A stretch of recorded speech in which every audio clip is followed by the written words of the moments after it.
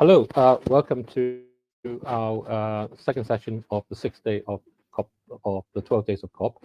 And today, as always, we start each session at this time, 2 o'clock, with a 20-minute slot for prayer meditation. And as I've said on previous days, and it is the central point, it is the anchoring point.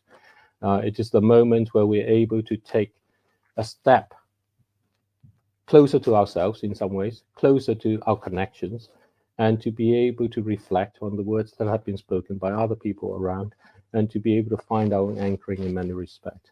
And today we have Sister Margaret, who's going to lead us in prayer, and we hope you'll be able to join us from wherever you are. So over to you, Sister Margaret. Thank you very much, everybody, and happy feast of St. Nicholas. I've been reflecting on the question, how do we pray in dark times? A time of conflict. I mean, the conflicts all over the world. I suppose for Europeans, it's become particularly vivid recently with the Ukraine and the Holy Land. Those are both places where Christians particularly feel the tragedy of war. And for anybody who cares about ecology, war is a double tragedy, because not only does war impact on our ecology, causes ecological devastation, it also distracts us from the essential task of cooperating together in order to respond to the ecological crisis. So it can seem like pretty dark times. How do we pray in dark times?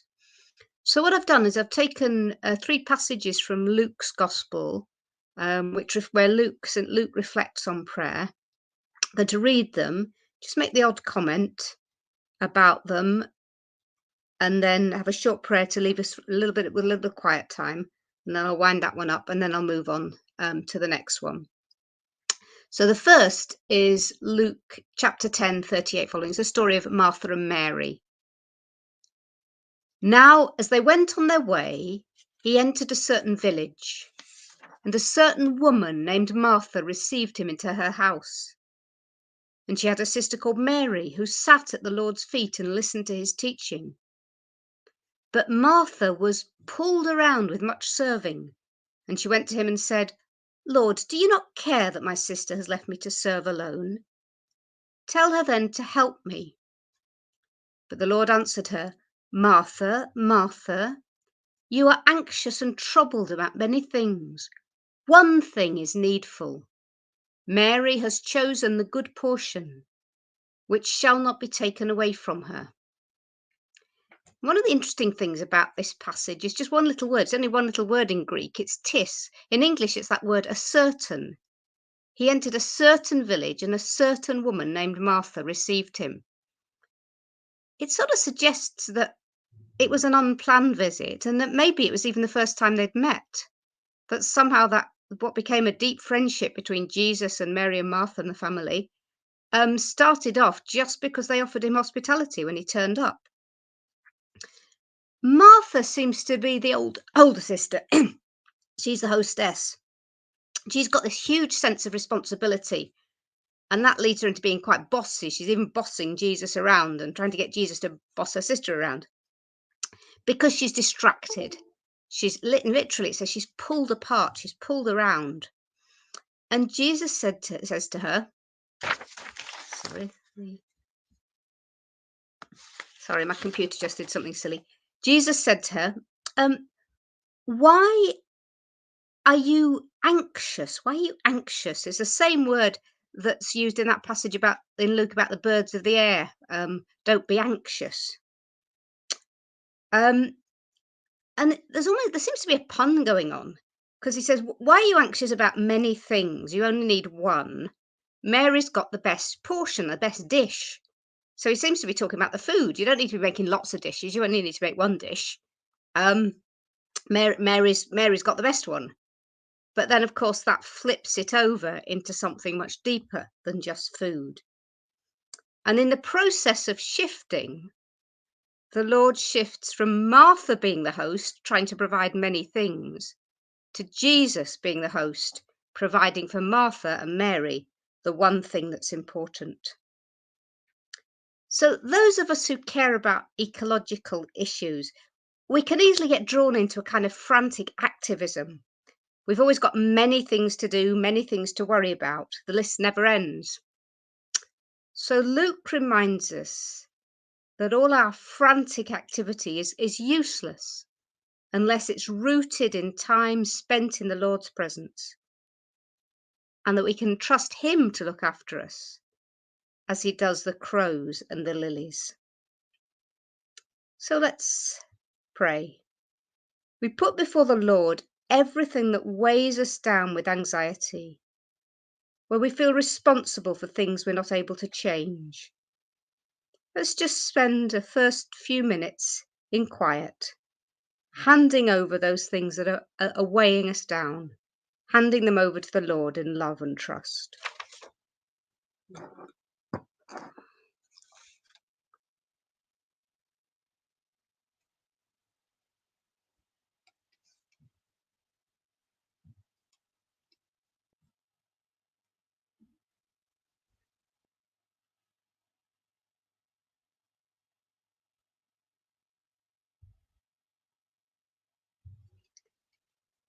Guard your family, Lord, with constant loving care, for in your divine grace we place our only hope. We make our prayer through Christ our Lord. Amen. The next passage is the Lord's Prayer, again from Luke's Gospel. He was praying in a certain place, and when he ceased, one of his disciples said to him, Lord, teach us to pray, as John taught his disciples. And he said to them, when you pray, say, Father, hallowed be thy name, thy kingdom come, give us each day our daily bread, and forgive us our sins, for we ourselves forgive everyone who is indebted to us. And lead us not into temptation. There must have been something about the way that Jesus prayed, so that just simply looking at him, the disciple was motivated to ask him to teach them how to do it. Luke's version of the Lord's Prayer is a bit briefer than Matthew's, which is the one we're most familiar with. It's always so helpful to read an unfamiliar version because it seems comes across a bit fresher. And I think this version reminds us just how simple the essentials are. Blessing the Father's name, God's kingdom coming, our daily bread, forgiveness, avoiding temptation. Everything we should pray for comes under one of those headings. Suppose that the Father's name were blessed, his kingdom were advanced, daily food safely available, mutual forgiveness practiced, the temptation to anger and violence avoided. Suppose all that were to happen in Russia, in the Ukraine, in Israel, in Gaza, in all the places that are torn by war across the world. If that were to happen, then our prayers for those people would be answered. So we bring to the Lord our own needs, the needs of our families, friends and communities, the needs of the whole world. We ask him to enable us to focus on what is essential and to learn to receive from him so that we are able to give. And we have a few more moments in silence again.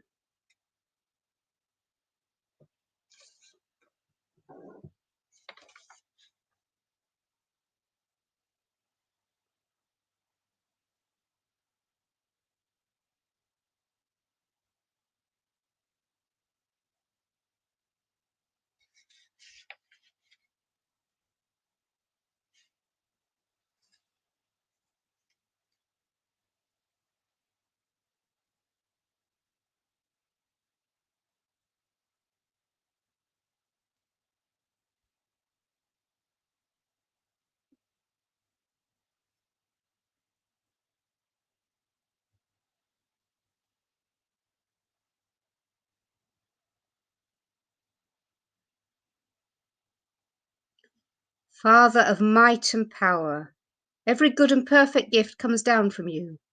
Implant in our hearts the love of your name. Increase our zeal for your service. Nourish what is good in us and tend it with watchful care. We make our prayer through Christ our Lord. Amen.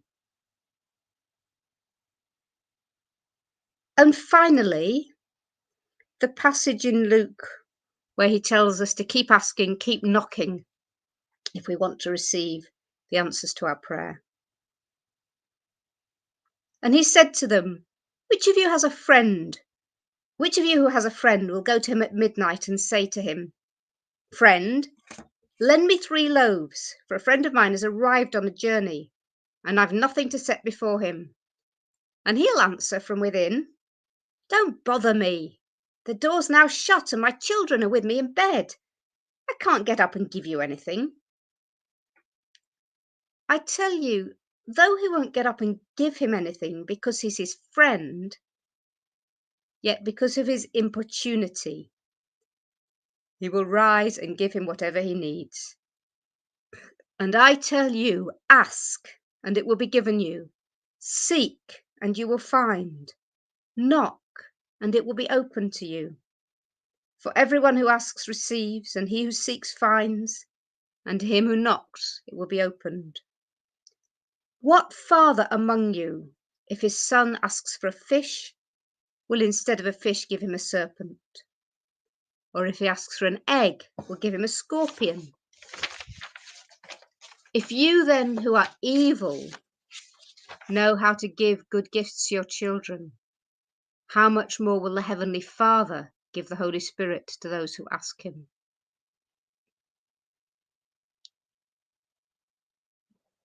To tell this story, Christ must have profoundly understood the sense it's so easy for us to have that prayer isn't being heard. Near the end of his life, he himself will be praying with all his heart in the Garden of Gethsemane to be spared the coming agony. But as we know, he completed the prayer by saying, But thy will be done. God's will was done, not to spare him, but to restore his lost life to him in an unimaginably wonderful way. So Jesus recognizes our sense of hopelessness. We pray for the environment, but the damage continues and even seems to get worse. We pray for peace, and some hotheads in the Middle East ignite an insane war. It would be easy to give up. Yet Christ encourages us to persevere. Ask, seek, knock. It's not that our prayers are never answered. We know that they often are, and maybe in completely unexpected ways. It's rather that there's so much to pray for, and the big problem seems so intractable. But our task is not to save the world. Our task is to do our little bit as well as we can in our own small place. An important part of that is to pray for the bigger issues, and we trust that none of that prayer will be wasted. God will use it in the long run in ways we can't imagine. But for ourselves, what we need is promised and given to us. Our daily bread, the capacity to forgive, the Holy Spirit to encourage us with hope and joy as we continue our journey. So we hand over to the Lord in our prayer those situations which seem too desperate, too hopeless to be resolved. We ask that we ourselves will be able to persevere in prayer and continue in hope that God's love may be found even in the darkest corners of human life. We ask for the gift of the Holy Spirit in our own lives, bringing hope and joy. So let's just spend a final couple of minutes in quiet before we wind up.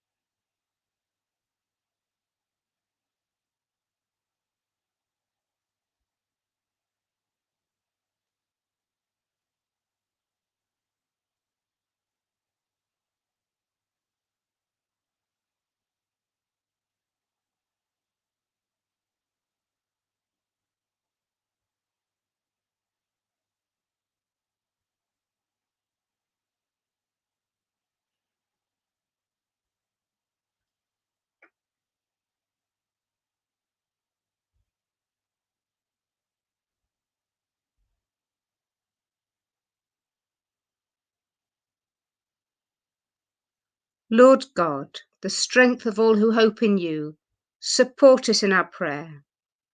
Because we are weak and can do nothing without you, give us always the help of your grace, so that in fulfilling your commandments, we may please you in all we desire and do.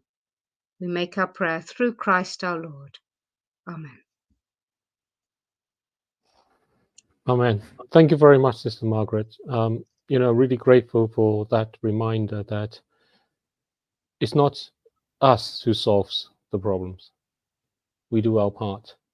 And that starts with Mary and Martha and the turning of the table. I think we've brought so many problems to the table.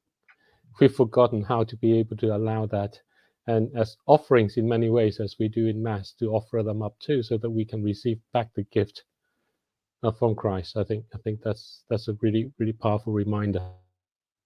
So much of what we had throughout these 6 days have been about the good that people have been doing. They've been about the efforts that they've been making. They've been about the way they are allowing themselves to become instruments to go forward. And it has really been, for me, a really positive and motivating experience, and one that has given me much deep joy. And I hope it has been the same for others too. And I thank you very much for being a part of this. Thank you. Thank you.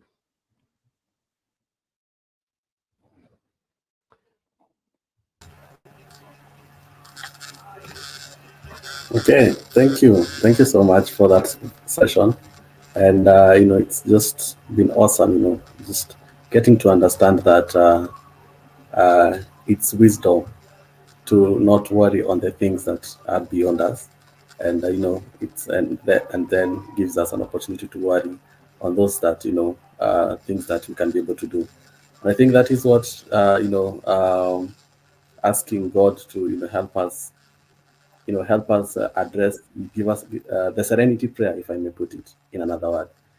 Asking God to give us the courage to do the things that we can do, and and allow us to accept that we cannot be able to do some of the things that we cannot do. So thank you so much, Sister Margaret, for that amazing session that you've given us, and looking forward for an exciting session as well. Collins, how are you doing? Yes, Tim, glad to have you today. And, it's a good morning, it's a good afternoon, it's a good evening to all our viewers. And it's so refreshing, having the prayer and meditation part kicking off this session. And, really reflecting on the message from Sister Margaret. Quite often, when you go through these scriptures, you you don't get out to get it speak to you in a personal way, the way she highlighted that, and the whole aspect about focusing on what is essential. And I think for me, from the story of Martha and Mary, just brings into focus to the whole discussion we have had all along about surviving the climate crisis, nature and dignity, livelihoods, and trying to get all the voices across the world and saying, okay, look, what really counts? What is it? This one essential thing that we can actually do to make the world a better place. And I'm happy that she mentions, and she says that we have to do the, we just have to do the little that we can with, in the little places that we are in to actually make the difference. And so, yeah, I'm inspired and encouraged, and looking forward to a wonderful session today. Over to you, Tim. So, what do you have for us today? Okay, great. To start us off, as always, we have lined up conversations from various speakers, in these 12 days of COP. And to start us off, it's an interesting conversation I had today with Miss Mutua, who they are doing an interesting, engagement. They have an innovation called M-Taka that is, that is helping people, to recycle waste and even, get money from recycling waste. So, Collins, it was interesting to learn that you can be able to get a packet of milk by just giving out your plastic waste, and and you redeem that, in terms of maybe airtime, in terms of food, and something of the sort. And what was also interesting is that actually here in Kenya, there's a law that says that if you fail to segregate your waste, you're liable for a 6-month jail term. So it was really interesting to understand that. Okay. I don't want to preempt everything, so let me Okay. let me take you through the Okay. conversation, and I hope you enjoy. All right. Thank you. You're welcome.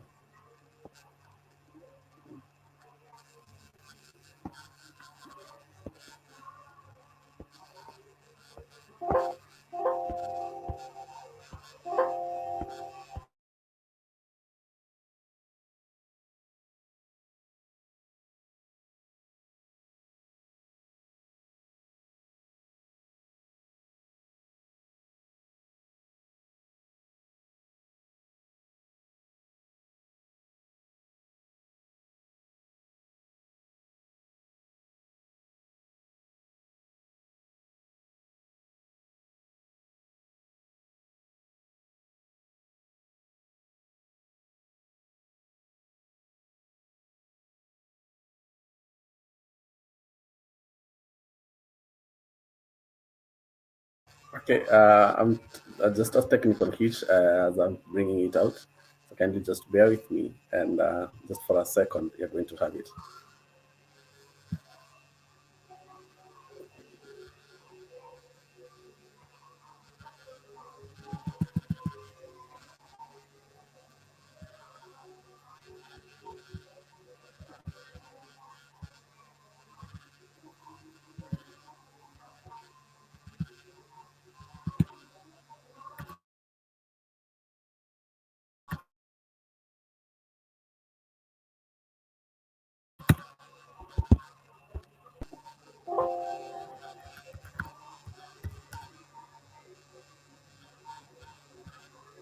Okay.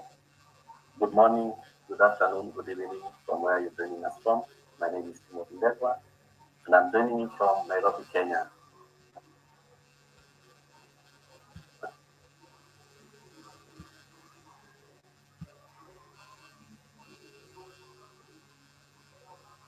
Let me play the clip for you there.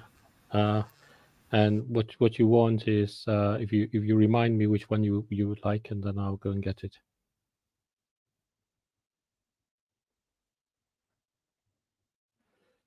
Tim, you're muted.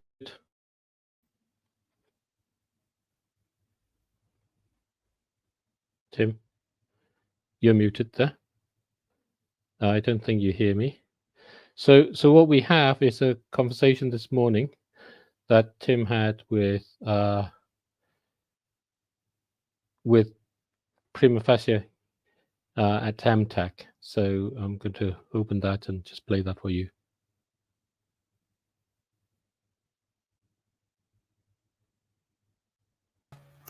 Okay. Good morning, good afternoon, good evening from where you're joining us from. My name is Timothy Ndegwa, and I'm joining you from Nairobi, Kenya, in our 12 Days of COP segment, where we're talking about looking after our common home, that is Mother Nature Earth. And with me today, I have a special guest from M-Taka. Her name is Primiface. I hope I've not butchered the word, Mutua. And she's just here to share with us how they are making the world, the earth, a better place, by taking care of our waste. So welcome, Madam Mutua, and to our great audience. I am looking forward for a great conversation with you, and kindly introduce yourself to us. Thank you. Thank you so much, Tim. Thank you for having me here. My name is Prima Facie Mutua. At a personal level, I'm an urban and regional planner. So I started urban and regional planning with IT. I love, from when I was a young age, I've always been connected to the environment. I remember being in the wildlife club from, I think, class 3. So I've always had that connection, even at home, planting trees, taking care of our nature. But then it grew into now me wanting to do more and do better. So that's why I landed into urban and regional planning with the IT. So I talk a lot about sustainability, about environmental conservation, but with technology aspects. So I'm a data analyst as well. I would also say I'm a product manager, and I love the bridging the link between digital innovations and technology and how we can sustainably move forward and incorporate both the digital aspect and sustainability. I know currently the EU has the twin transition thing about digital sustainability and green innovations. And then now as at M-Taka, I'm the co-founder and CEO, so I handle all things operations. I am the active product manager, and I handle a lot of community engagements, but also the business side as well now, because we are a recycling venture and we have a business side to it. So maybe, yeah, in a summary, that's who I am. I'm a young 24-year-old lady from Kisumu. Well, originally from Kitui, but came to Kisumu and I stayed here. So I love it here. I love the city that we are in. Currently, right now, it's quite sunny. It's rained all night, but seeing the sun today morning was just so beautiful. We are adjacent to the Lake Victoria, and the sunsets there are just so nice, so amazing. So I love it here. Thank you. Great, thank you so much, Ms. Mutua. And it just reminded me of sometime early this year I traveled to Kisumu, and I'll enjoy Dunga Beach, and it was so great, and the people there are so warm and welcoming, and the fish, not to mention the fish there, it's just incredibly amazing. And thank you so much, Madam Mutua, for making this. And I'm really impressed by what you're doing at your age. It's and we've been talking about the role of young people in tackling environmental change, environmental issues, and it has come out clear that young people are actually doing a lot of things, and as far as taking care of environment is concerned. And even as we engage in these 12 days of COP, what has come out clear is that when young people are given an opportunity, when young people are given capacity building, they can actually help speed, the realization of SDG goals, as a way of trying to make our world better for the next generation, and even for the current generation. So nice to have you here. And as I had said, we're looking forward for a great conversation.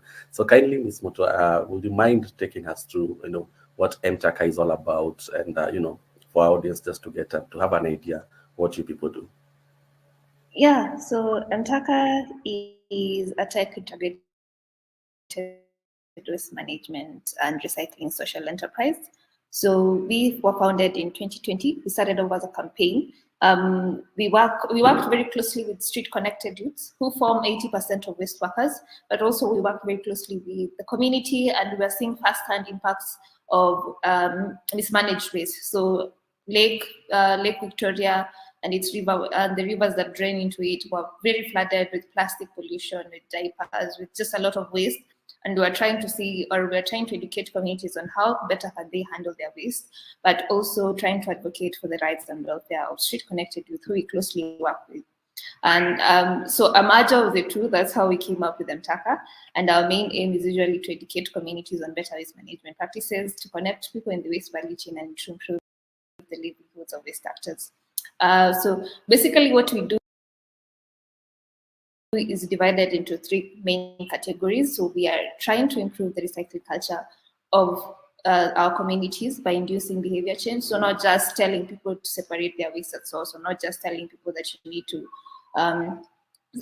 dispose of your waste correctly, but really trying to induce behavior to change the perception of waste, for people to see waste as a valuable resource, so that they are able to change their behavior towards how they view waste and how they manage waste. And then number two, we are improving the livelihoods and welfare of waste actors, in that we work closely with them. As I said, we worked for so many years with street connected youth, and we were seeing firsthand and how they are working in very hazardous conditions, as well as they are getting little to no pay for the hard work that they're doing. They were basically saving our environment, but they were not getting any recognition or any valuable materials from that. So working together with other partners and ourselves, we are trying to advocate for better and safe and decent. It is very fragmented, and it's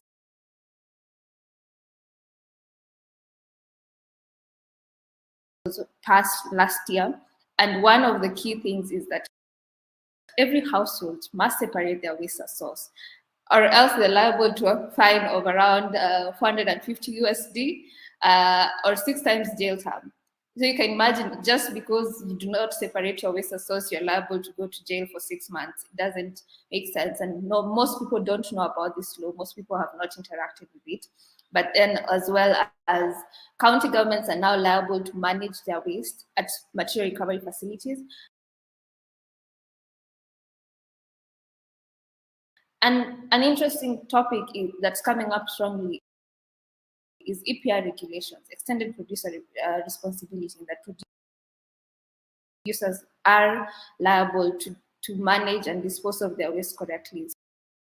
So however they do it, maybe within a PRO, a producer responsibility organization, or are them themselves getting people who they're able to collect. There's a lot of data that's must be moving around here to us to know, let's say, producer X produced this amount of materials into the ecosystem, but how much of it is actually being collected and how much is not being collected. So that's something that we are actively trying to do, of course, in collaboration with other stakeholders. So, because it's not, we can't work in silos. Of course, we can't manage all the waste in the country or in Kisumu. We know there are other players in the ecosystem, but we work closely with them on that nature. And yeah, so we work closely with, and then lastly, we really try to mainstream the role of women in the waste sector. We came into the sector and realized women do a lot of work in the waste sector, but it's very low, a very low level. So you find them the waste pickers at our homestead. They're the ones who hold the primary responsibility of managing and disposing of our waste in a family setting, in a household setting. But looking at how much they're able to earn from it, or how high they can go into the value chain, they didn't really go that high. But now we came in and we are trying to mainstream them. So through our network, through our agents, we really are advocating that women can also be in the waste sector and earn greatly from it, and rise through the rank of the waste value chain. So not just be waste picker. You can be an aggregator and aggregate a lot of plastic and get more value for it, more income for it, that now then translates to your homestead, your children. As you also, the common, what is it called? The common saying that if you educate a woman, you educate a village. We borrow it, and for us is, if you raise the income of a woman, you're raising the income of a whole village, because that's the money she gets translates back to her taking her child to school, her feeding her child, her clothing her child, and these children are the future of tomorrow. So we really try and mainstream the role of women in the sector. And in a nutshell, that is what we do. We, as I said, we've been in the sector for about 3 years. So we started in 2021 rather, sorry. And so far, we've been able to educate over 3,000 community members in Kisumu through over 50 community engagements. We've trained over 200 agents and provided support like gears, medical support services in collaboration with other organizations. We provided them with, and we are soon yet to launch a medical cover insurance in collaboration with other stakeholders, just for waste workers specifically. We've also been actively engaging with young children in school, in schools. So we've engaged with 3 schools and over 200 school-going children, whereby we also notice that if a child comes back home and tells their mother that, you know, mom, I was in school and there are these people who say that if I collect waste, I can earn some money. The behavior of the mother also tends to change because they're seeing that the child is interested. So we're also trying to tackle it from that angle. So we've engaged over 200 school-going children. And at business level and maybe at collection level, we've been able to collect over 350 tons of recyclables, most of this being plastic waste that will have otherwise ended up in Lake Victoria or in our dam site. And we diverted that waste to recycling. For larger recyclers now to make products from it, because we see the value of it. I mean, fossil fuel is a very big agenda in COP, and just by us trying to divert that waste and taking it to recyclers for them to use it as a raw material instead of virgin plastic, we are doing a small tiny bit to save our planet. And then we have partnered with Kisumu County government to co-run one of the first county bills material recovery facilities in Kenya. And so far, it's been an awesome journey working with different stakeholders. We've been recognized globally by Challenge Works under the Afro-Plastics Challenge, as well as Circular Economy Catalyst. And recently, just the other day, we won the Best Award for the Presidential Innovation Award for Kisumu County. So these efforts and all these awards are not really just for us as the team at M-Taka, but mainly for the work that we're doing with the community, with the waste workers, with our agents. It really translates back to them, because the more we grow, the more we're able to influence, the more we're able to advocate for their rights, the more we're able to advocate for prices, standard prices for recycled materials. So this translates back to higher income for our agents, better living conditions, better environment, and that is what we are all about. So yeah, in a nutshell, Timothy, that's what we have been doing at M-Taka.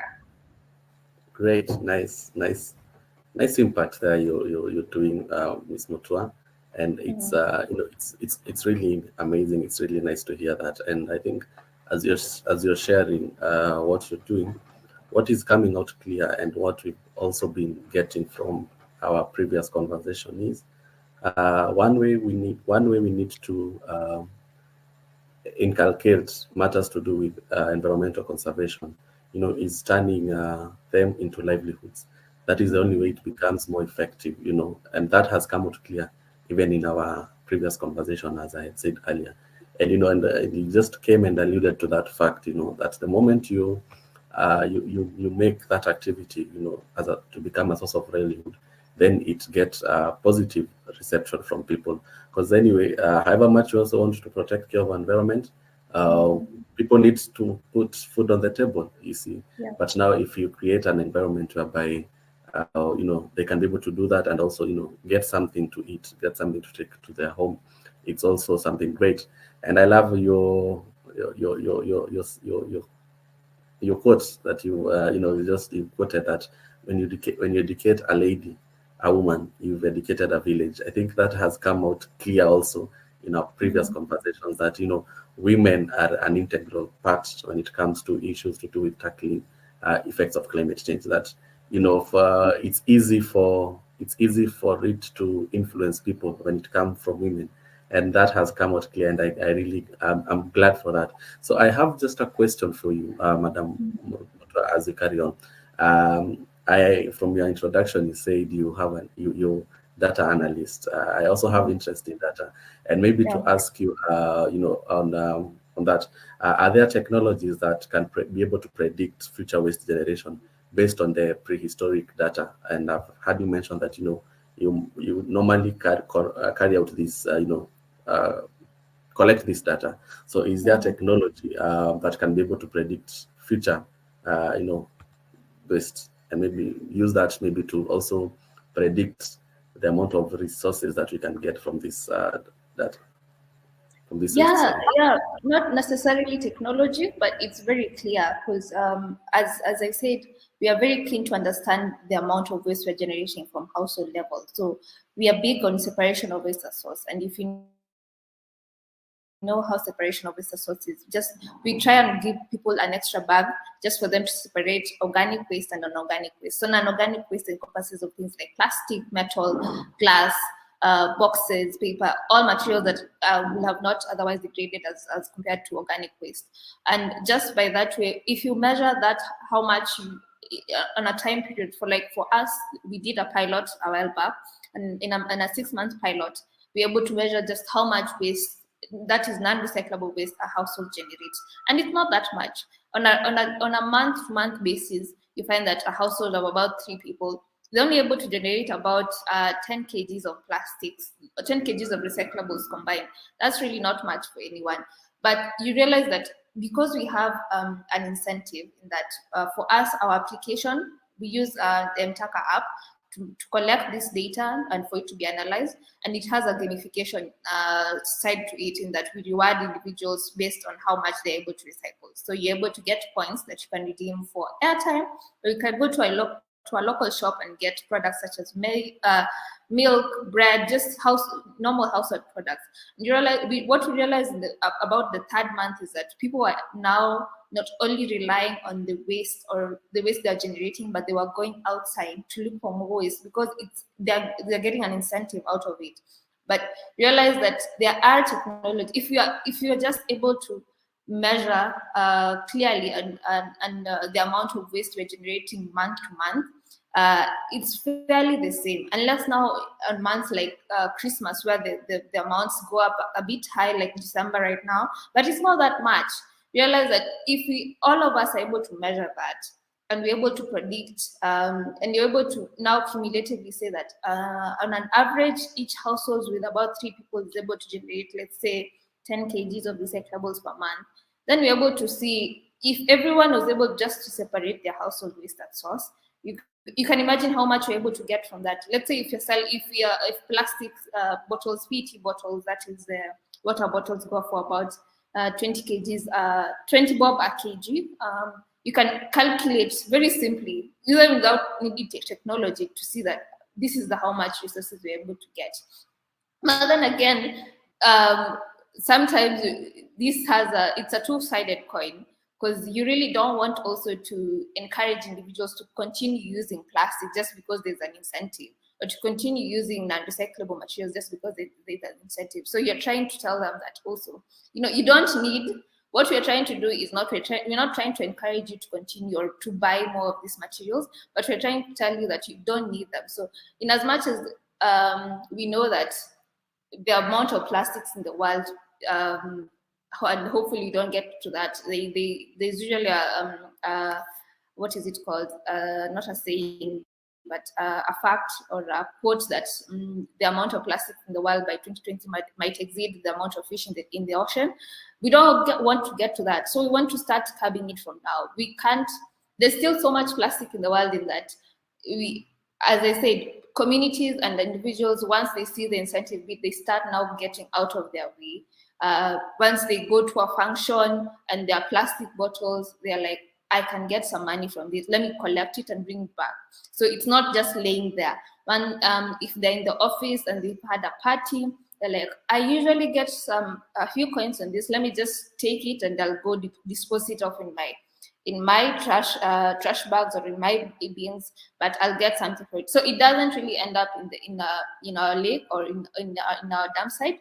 It's taken back to recycling, and that's the whole essence of it. So in terms of technologies, there are predictive analysis where we're able to predict how much we're able to generate. I know that the numbers are rising in terms of the amount of plastics that we're continuing to use, and the amount of materials that we're continuing to consume. But I think we are also really, a lot of people are now doing a lot of creating awareness, a lot of education to communities, and I think we also seeing to start seeing the change in behavior in communities, going back to them not really needing some of these things. People are now starting to use water bottles when they go to events instead of using plastic. People are more and more people are stopping to use straws that are made of plastics. Even institutions are starting to go green, I will say.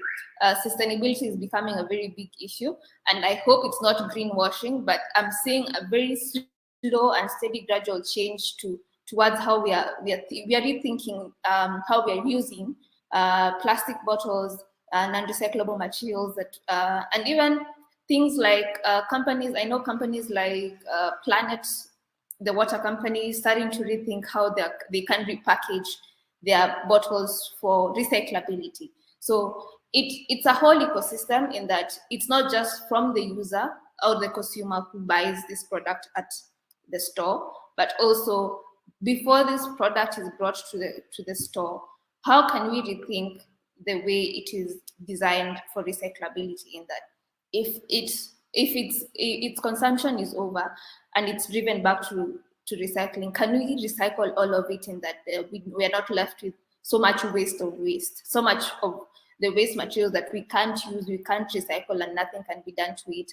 And then we are still at a dilemma. So there are a lot of initiatives towards us reusing, recycling, reducing, and also rethinking the packaging of these materials to enable us to use them for longer. So durability is something that's coming up very strongly, but also just how can we now ensure that the materials that we're producing, the materials that are being produced and are being brought into the market, are also safe and conducive for recycling, so that we don't need to continue using virgin materials to produce more of these materials. Great. Thank you so much, Ms. Mutua. And I know, as you were speaking, and I would hear you more emphasizing more, inviting people to rethink the way they package, their products, the way they interact with plastics. And actually, that is what it's all about. The 12 days of COP here at Rethinking Choices. We are doing an invitation to people to rethink their choices in the way they interact with the environment, to help us navigate through climate change. Because it's real, it's here with us. However, we cannot just again sit back and just watch things turn from bad to us. We are calling people to rethink their choices, rethink the way they interact with the planet, rethink the way they think, something of the sort. And that is essentially what we are having this conversation for. And and it was in your first presentation, you mentioned something that I didn't know. In my friend, one of my friend called Kaka, he's a law student. He tells us that ignorance to law is no defense. And I didn't know that if you fail to segregate your waste, you're liable for 6 months jail term. I mean, that one I didn't know, honestly. And and that is why we are having this conversation. It's good for people, so also to be empowered, to learn. And we are calling it "It's for You" campaign. And such knowledge, it's for people out there. It's for people who have not been able to make it to COP, to also have an understanding, to also be empowered, to also learn, and to see and to be inspired. When people see you're doing things out there, they get inspired also to identify their niche, and also they start walking their walk. So you talked about M-Taka, and it's an incredibly amazing technology where people I can get a packet of milk and maybe a loaf of bread from the waste that I have, and it's interesting to know that at times we just think that this plastic waste, things that we cannot be able to be creative about them. So, and having M-Taka, coming up and changing the whole story, it's an incredible thing. So, would you mind maybe taking us through the M-Taka innovation and help our audience understand how it works and and something of the sort? Yeah, sure. But waste is a valuable resource wherever you are. Doesn't have to be for us to come and collect your plastic and get a bag of milk. But there are so many young people doing amazing stuff around waste and recycling or upcycling them. But I'll get to that later. But for us, what we do is that you remember I mentioned that we're very big on mainstreaming the role of women in the sector. So we work with women waste agents. Not specifically, but majority of our agents are women. We train them, provide them with gear, provide them with regular medical checkups, and now, as I said, soon enough we are getting them health cover, and then we provide them with extra bags and bins to complete the process. So they go into communities, and we also go with them to communities to educate communities through community engagements and talks. So we educate them on better waste management practices, focusing on separation of waste. So even before the law came into place, that's what we were telling people. If you can separate your waste source, we're able to collect so much more that will have otherwise ended up in the dump site or in Lake Victoria.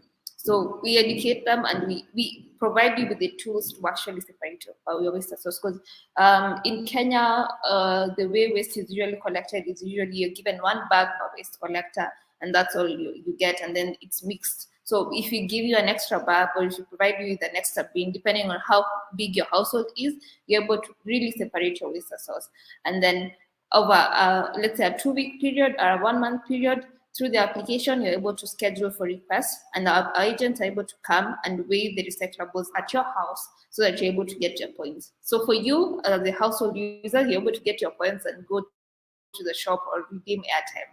And then for the agent, now they bring the materials or the recyclables to our site for further sorting and data collection. So remember, we still need to sort, if it's plastic bottle, we still need to sort it into different types of plastics. So there's HDP, there's PET, there's LDP, there's so many types of plastics that all for in terms of recyclability, all have different parts, and we can't combine them, and then as well as cleaning them and sorting them. So if it's even boxes that we need to clean, we need to remove the tape, the plastic tape that is usually covered with them.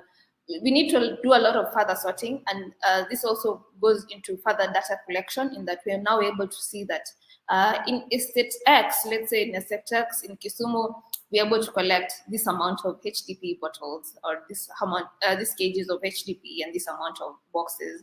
And this really goes back to producers. So who produced these things and how much, because they will be liable to give incentives or to pay for their waste to be collected. So that's something that we're looking to tap into. And then further to that, now we add value to it. So at our 2 material recovery sites, we have value addition machines and add value, and then we now drive it to large-scale manufacturers who are able to use it to make full-fledged products like basins, chairs, just from recycled material instead of using virgin plastics. So that's our whole full cycle. As I said, agents now are able to get better pay, because just by adding value to our plastic and just by household separating, we're able to collect more, but we're also able to increase the amount of the price point for our materials, in that if it were 20 bob just to sell a full PET bottle, just by adding value, let's say by crushing it or by baling it, we're able to go to like 40 bob. That's a margin that not only comes back to us, but directly to the pockets of our agents who work tirelessly to collect these materials from households. So yeah, in a nutshell, that's what our loop looks like. Okay, thank you so much, Ms. Mutua. And I'm just enjoying what you're saying, and it speaks a lot of volume, and and the impact. For me, it's the impact that is really incredibly amazing. Talking about ensuring that Lake Victoria, which is a source of River Nile, and Egypt, for example, as a country, relies hugely on River Nile for its food security. And see, now coming up with ways in which you can be able to ensure that it's the source of River Nile, that is Lake Victoria, it's not at risk of having plastics on it, which poses a danger, a threat to it. It's incredibly amazing. And then the impact that you're making, the 3,000 lives that you're touching there. I mean, it's amazing. It's like super amazing. And maybe to ask, are you just based in Kisumu, or are you also based in other parts of Kenya and maybe other parts of Africa? Yeah, so in terms of us collecting the recyclables, we are solely based in Kisumu, but we are looking to expand into other counties in Kisumu, and not in Kisumu, in Kenya, rather, around the Western region. But we have collaborated with so many organizations in different parts of Africa and even Asia. So I know we are very active in collaborations in Nairobi, attending events and just awareness campaigns, as well as Mombasa. We've collaborated with people from Zambia who really wanted to replicate the M-Taka app to Zambia, in that the app itself is replicated. It can be replicated in any country in the world, just that the infrastructure, because an application or a digital tool is just a digital tool. There must be the behind the scenes, behind the back end of it, the infrastructure, the people actually running around to make sure that this tool can actually be used. And that's the usually what we are trying to tell people, that this application can be used, can be implemented in every country in the world. Just that we need to really rethink how can we ensure that people who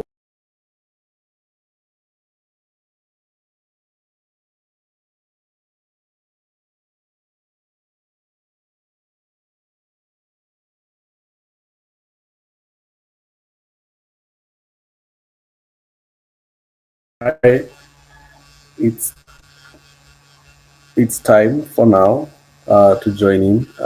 We're going to stop, hold that conversation for now as we turn to, a live show by Prince. And, we get to enjoy the conversation going on there. And then we'll get back to the conversation that you're having. So kindly, tech team, take us on board. Thank you.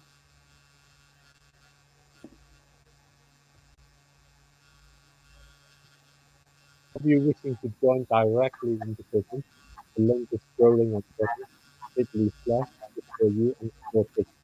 So please come along, and we'll be completing our art projects and sharing our experiences. Please do join, and we'll be showing it here, broadcasting into this here.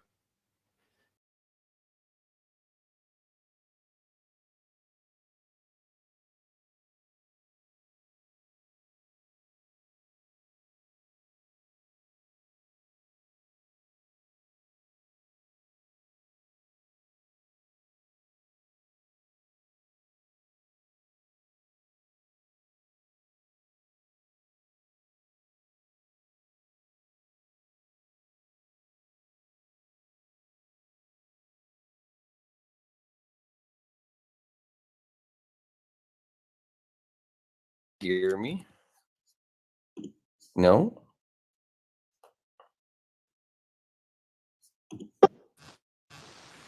Oh, I can hear you. And a bit of David. Oh, there. Can I?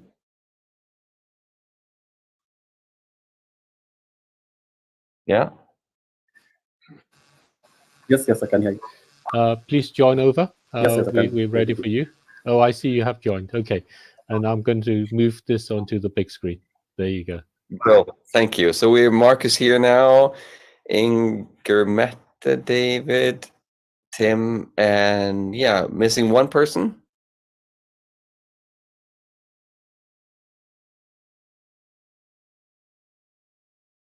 And Collins too. Yeah, exactly. And the lady from Pakistan, I forget her name now. Yeah.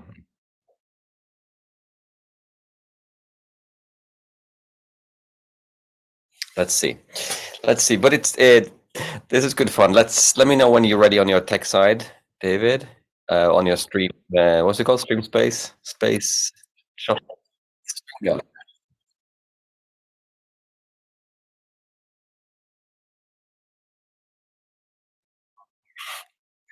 the hair looking good? Okay. Thank you, Marcus, for putting on the hat, saving us.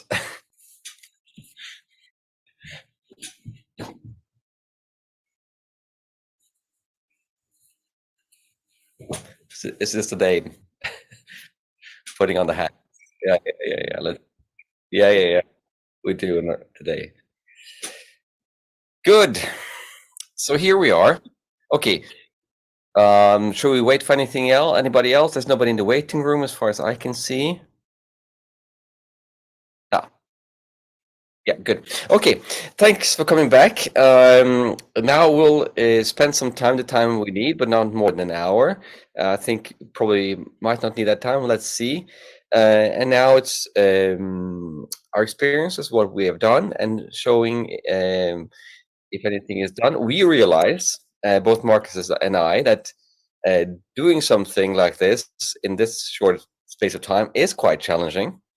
That is part of the intention, but today this is a little bit over speedy, especially if you're new to the format and have other things on. So we realized that there's no pressure, there's only gentle pressure, and I think also partly why we do this today is to uh, get some question marks up, some introduction to the form and the process, and then there's no huge pressure in failure today. I mean, just doing it and seeing your faces and is a success already. So there's no pressure in performing like that. So that being said, we probably can share where we're at. And but first, is there any feedback on how was this to do?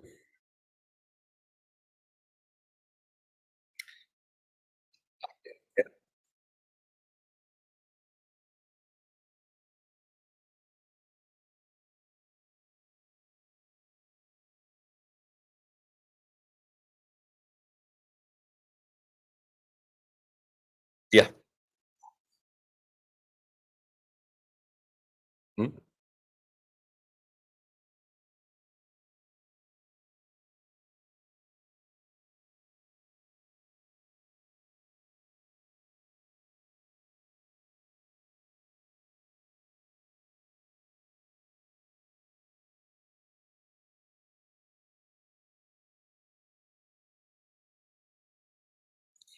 That's interesting.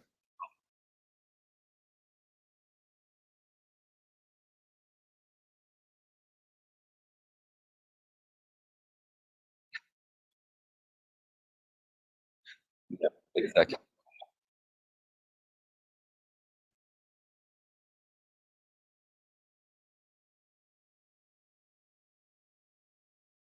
Yeah, yeah, it's good.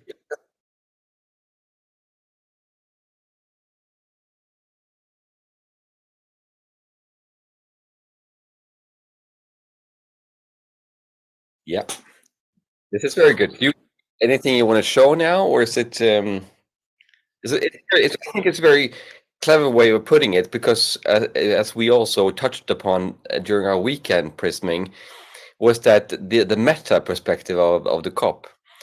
I think the people there are very focused on the facts and the reports and the actual content, but the audience see the whole thing, how things are presented, laid out, what is being said in which way. It's all part of the pedagogics of theater, if you like. So it's very interesting. This needs to be fed back to the people there.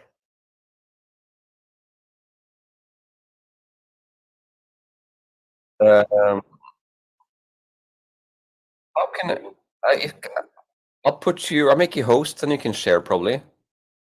Not change host. How do I do this? Can I make you co-host?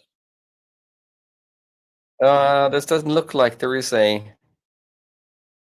Uh, no, the make host is the only one. Um,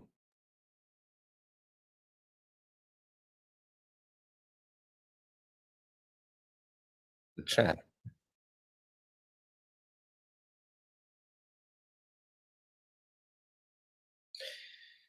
Yeah. Oh, yeah, bro. Okay, that's good. That's good. And then, yeah, yeah. Let me do that. And who are you on the Instagram?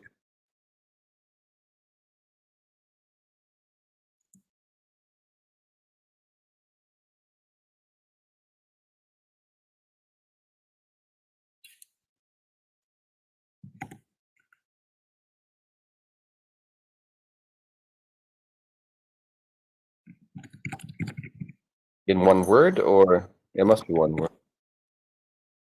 Yeah.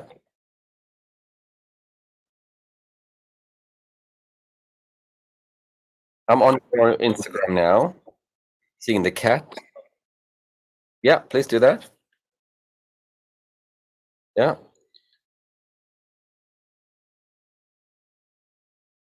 Is it a reel or it's a, what is it? Yeah, I'm on your Instagram now, so I'm just looking for the picture.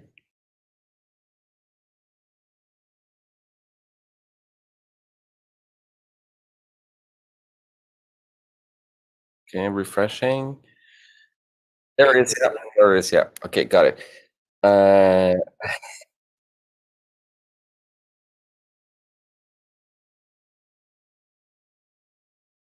Maybe we can repost it afterwards, so we can just have the full thing. But I'll share that screen.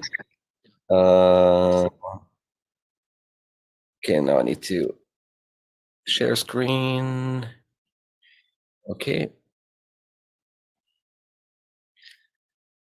You can see this. I believe in it. In the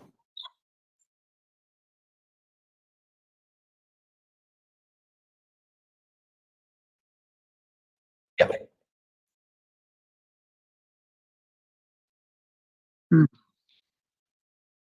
Mm.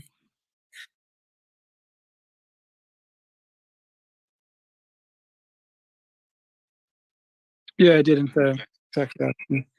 Can you repost that with in a square format, because it's really powerful, and you can also probably choose the original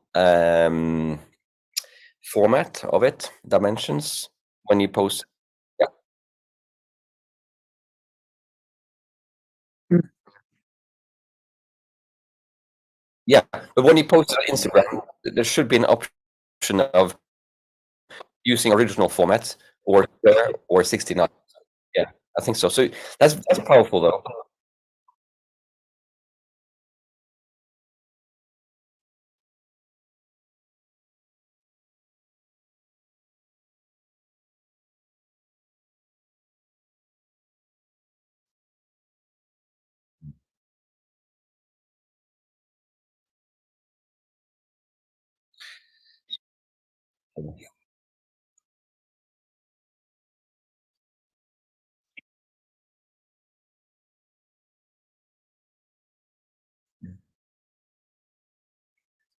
Okay, Brill.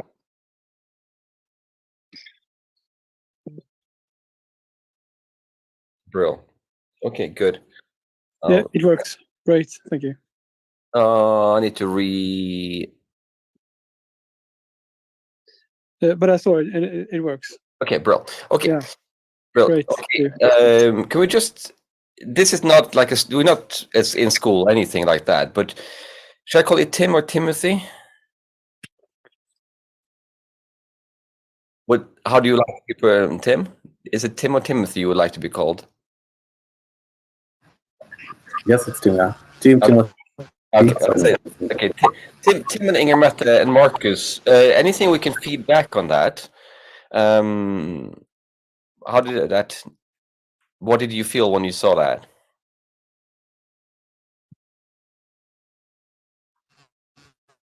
Tim first. Well, maybe I go first. It was great. Yes, it was great. Just to see how I can be able to, help others.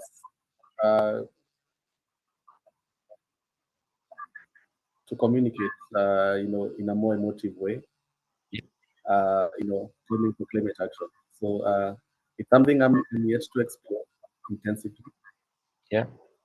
But I'm really interested by. Yeah. Mette, when you saw David's Prism there, what did it make you feel?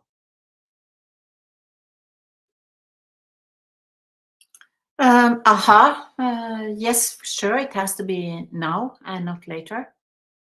Yeah. You said aha, yeah? Mm-hmm. Bro.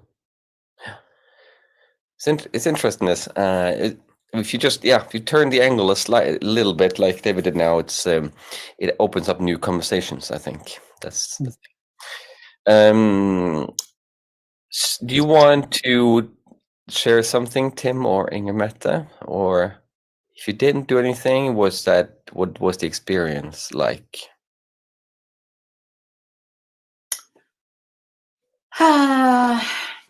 I didn't do. Thank you, David, by the way. Thank you, David. Before we move on, thank you, David. Yeah, Inger-Mette, sorry.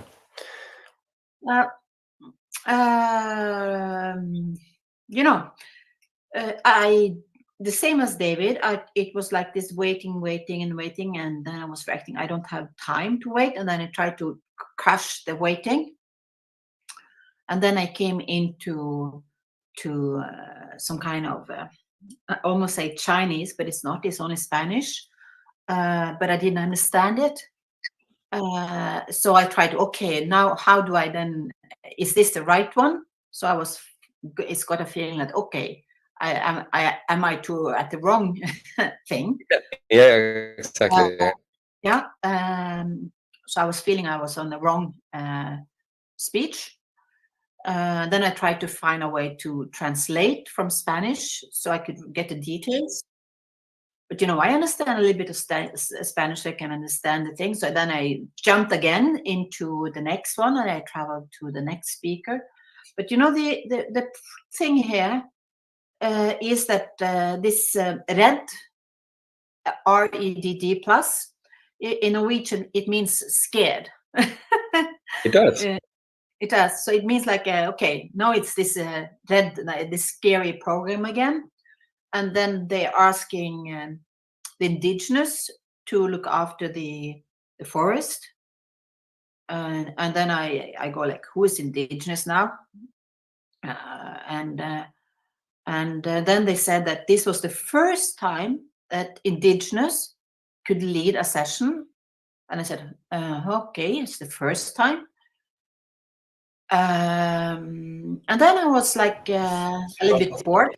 So I was starting to look at the numbers. This is the United Nations Climate CC. This is UNCC. They have 13.5 thousand people watching it. They had 117 reach and 7 likes. And I didn't manage to really make an art, but my kind of, I guess this is my art right now. It's like, is this, I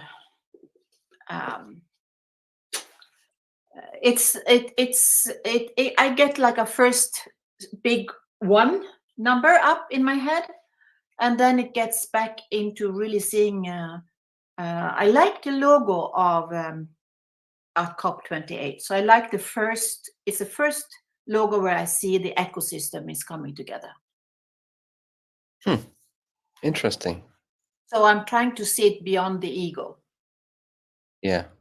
From ego, that's a cliche, but from the I to a we, from the ego to the more circle, and it's a very beautiful animation from that. But I haven't had the time to put my piece together. So interesting. And how did it feel doing this?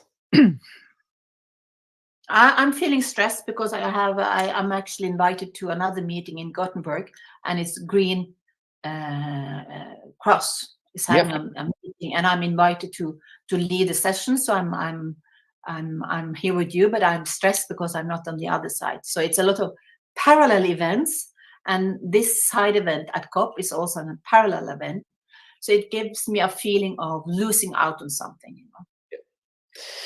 I'm with you. Yeah, I think what I hear in what you're saying is with watching intentionally is a different. It's a good experience. Looking for patterns and meaning, and having to look at this thing, feeling you're in the wrong place, looking at these numbers it's quite intentional. What the eye, we are using our eyes quite intentionally, which I like, which I think is a powerful tool. Yeah, thank you. Well, thank you. Yeah, good. Timothy, do you want to share something?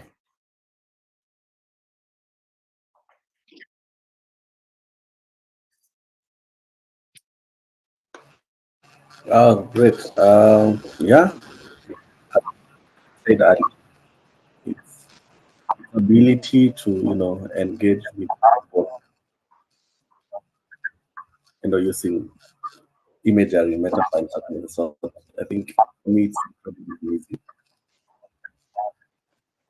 and it presents a different approach to communication other than what has been used previously. And it's as I said, just anxious to see what unfolds from it.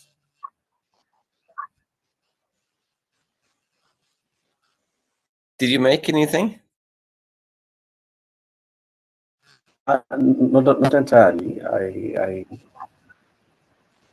It kept loading, but I went through the page, and I could see the ones. Okay, I couldn't really hear, a little bit of noise there. I couldn't hear all the things, but yeah. Thanks for trying here. It's good. Anybody else? I'm aware that if we share first, me and Marcus, then it could end up in a situation where people compare themselves to us. If we share later, then people might think that we come with the right answer at the end, and none of those are true. We are just trying ourselves. Okay? I can just confess that I'm not even half finished yet. So due to the planning today, I knew that I had a few hours that I really have to do something else today. So I'm sort of at least 2.5 hours before my end time, and I really need to finish.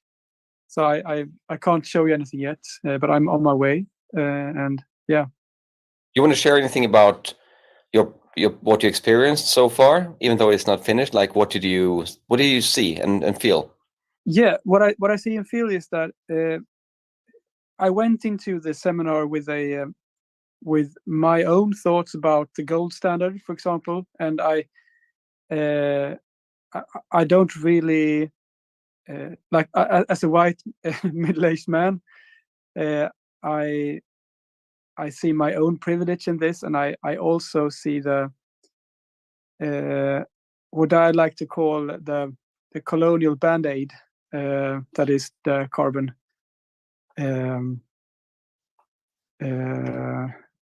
What's the name? Betala för sina synder? Nej. Oh, exactly. Yeah, it's exactly. Indulgence. Yeah, I mean, it's like it's like the old Catholic Church where you paid for your sins with this absolution letter. I don't know what it's called in. I think it's indulgence, isn't it, David? Yeah. Yeah, exactly. So I kind of yeah, and since I've been on sort of the other side, I've been doing carbon footprint analysis for companies, and I've been working with this, and I know for a fact that it's not a lot of money you pay, and I really don't like that idea that you sort of pay to get climate neutral, and also the fact that that people that aren't in your area of the world will be affected by your decision to be like a better company or something. So it was really refreshing to get to the end of the seminar when you realize that this is actually another way of thinking and another solution, a better solution. But still, I really have a hard time with. I think that we ought to change more than looking good while changing. So therefore, I really have a lot of issues with the subject because. Mm, mm, mm, yeah.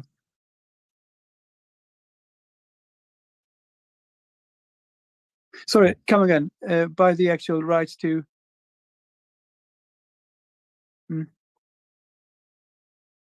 Yeah.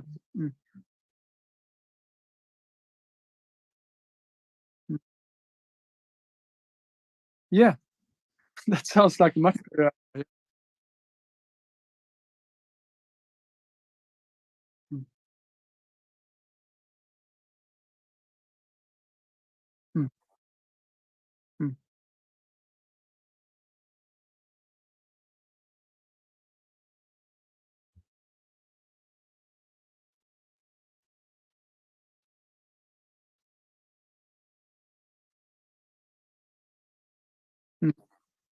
Yeah.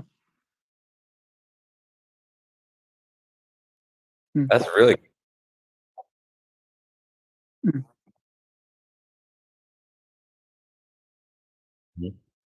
Yeah, I'll see what I can do. Let's do it. Let's do it. Yeah. No, but it's I can really relate to that, and because I don't really I really dislike the idea of forest as sort of the indigenous land as commodities.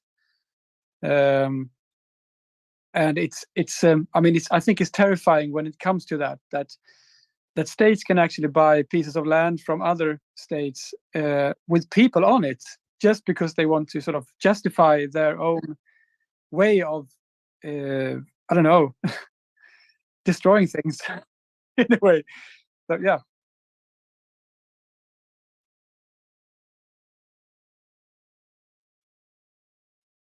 Mm.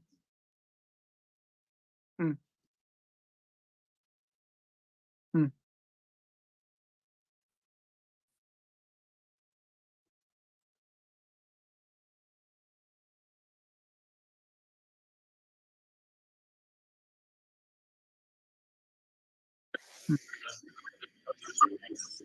Mm.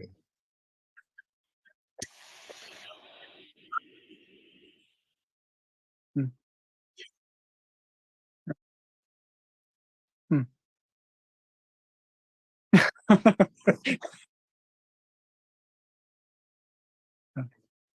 Yeah. Let's do it. Amazing. Yeah. So Marcus, you will be working a little bit on your thingy bobbery. Yes. Until it's all spiffed and ready, and then yeah, we'll see. Yeah. Good, interesting conversations. David M and Kaka and Sir Collins. I don't see your pictures, but if you have anything to share, who was with us this morning? Collins, you were, I think. But anything you want to share? Did you make any artwork? Only heart work. Oh, Artwork. Yeah. hello, and glad to be here. Good to have you. Sorry, I didn't make any artwork, but I've been following up, inspired, and trying to take him through on what I can do. You know, definitely I'll bring in something after the discussion to actually just and broaden our ideas on the initiative you actually run, and it sounds for me very inspiring. And yeah. Thank you for being here. Yeah.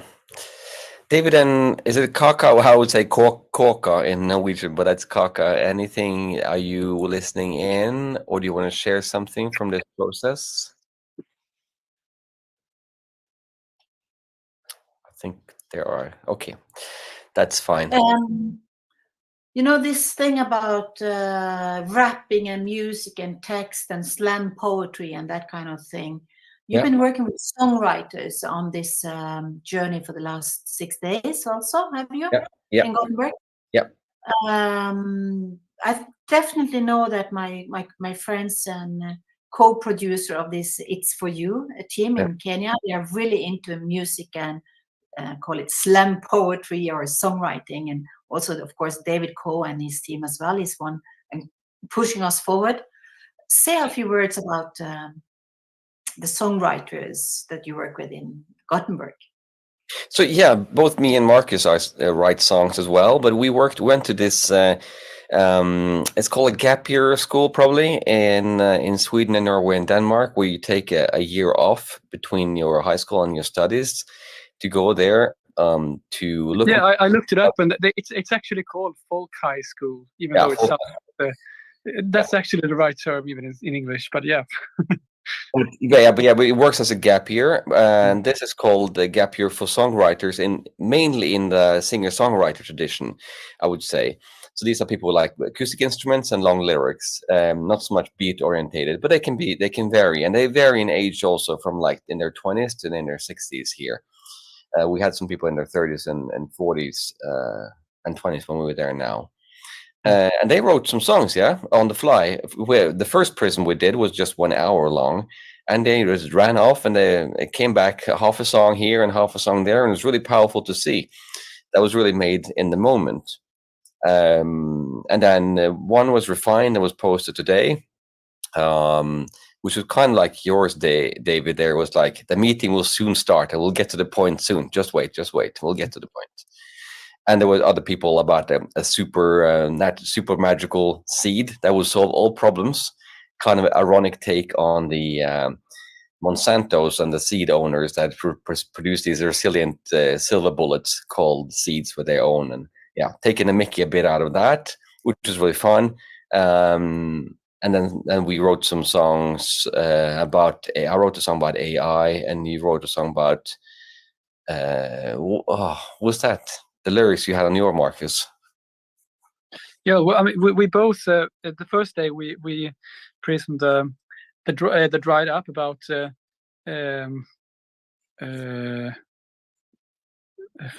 local food production and climate change and food being weaponized in economy.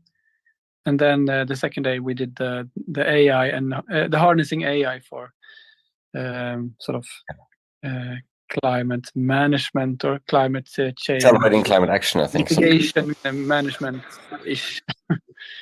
Are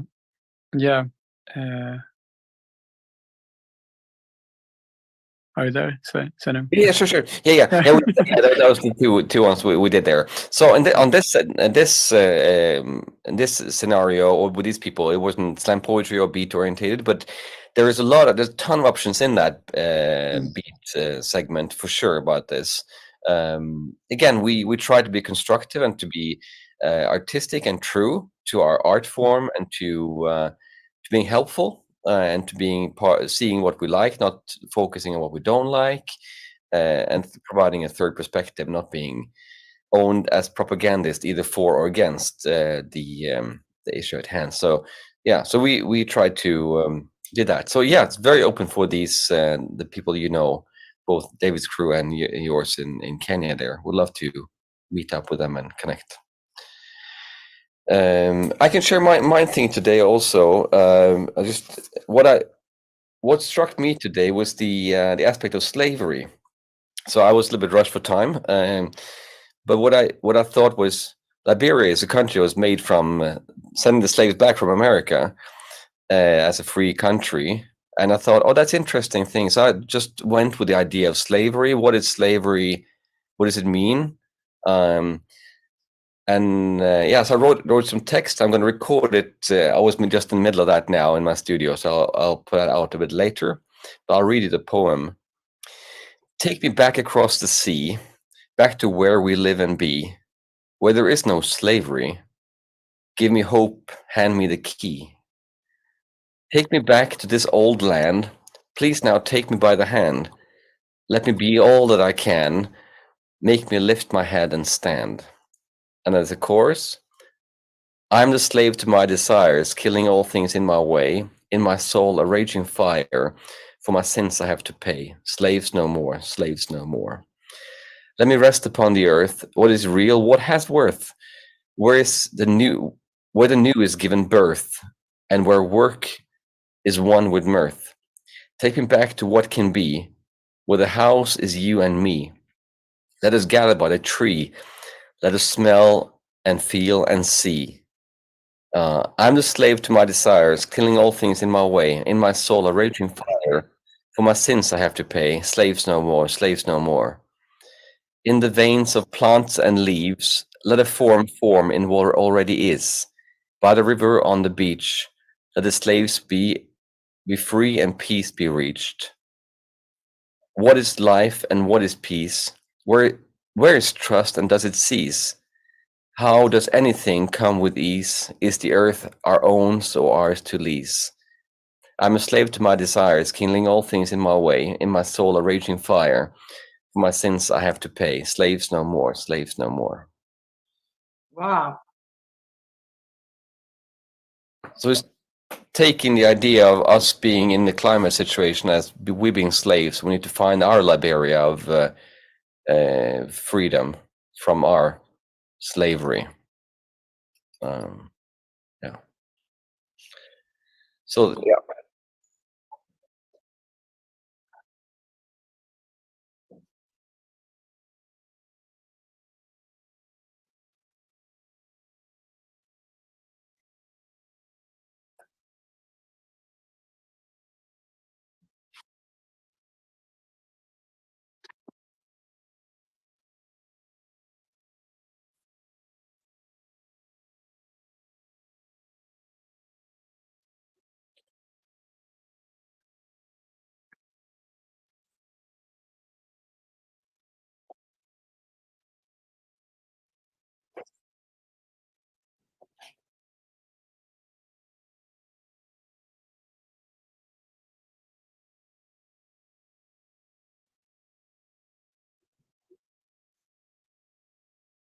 It is. We can't. It speaks the truth. That's right.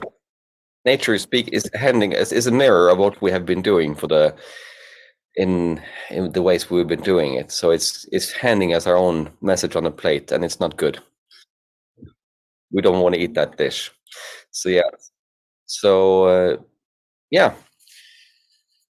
So yeah, I just felt that was a key thing in there. I must admit I didn't watch all of it because I was a little bit pushed for time. Had to catch a boat, but it was yeah, caught on to that. So yeah, so here we are. I really to crack on because I'd like to do this today before a meeting in a few hours. So hopefully I'll put something up tonight. Otherwise I'll have to do it in the morning, but hopefully tonight. So it was great meeting you all.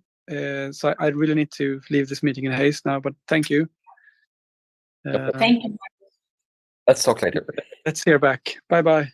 Yeah, see you, Marcus. Good. Okay. So this process is intended for artists and intended for longer time. So today I feel it's been good for me personally to do this because it trains my eye. There's clearly potential in how this can be presented. We didn't have so much time to kind of get the idea across. There's a bit of mindsetting coming into this in terms of helpfulness and solution orientatedness and unlocking things. So it takes a bit of practice to get into it. Marcus and I, of course, we have some time to do this, and we have our own studio. So for us, it's easier, which is also part of the process to be prepared. And I'm very aware that you have so much on your plates now. So that's difficult to take the time to do it. Take the time it can be helpful. I mean, as a meditation, Marcus said it a while back. For him, it's a meditation to do this. He goes in and he opens up the window, which is this thing we're prisming, and then he takes it in, and then he needs time to find the core of himself and what's in this message that relates to him and how it can be helpful. And I think that's a useful way of looking at it, not just producing it. So good. So we don't need to stay any longer in this space. Thank you for joining us. Any you have to leave, Mette. That's cool. Yeah. Good luck with Green Yes, Cross. thank you. Yeah, thank you.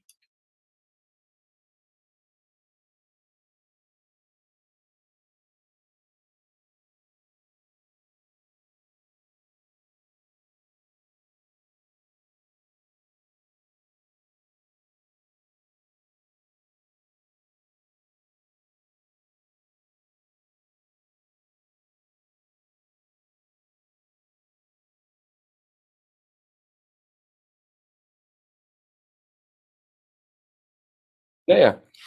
I think this is it's being intuitive and reacting to something. And if you go like, this is bullshit, or like, sorry my French, but you know, and that's a real, that comes from a positive place. I mean, you want something to be better. So it's yeah, that's good. So thank you for doing that, stepping forward, and I hope we can take this discussion and see what we can do together leading on from here. Yeah. Hmm?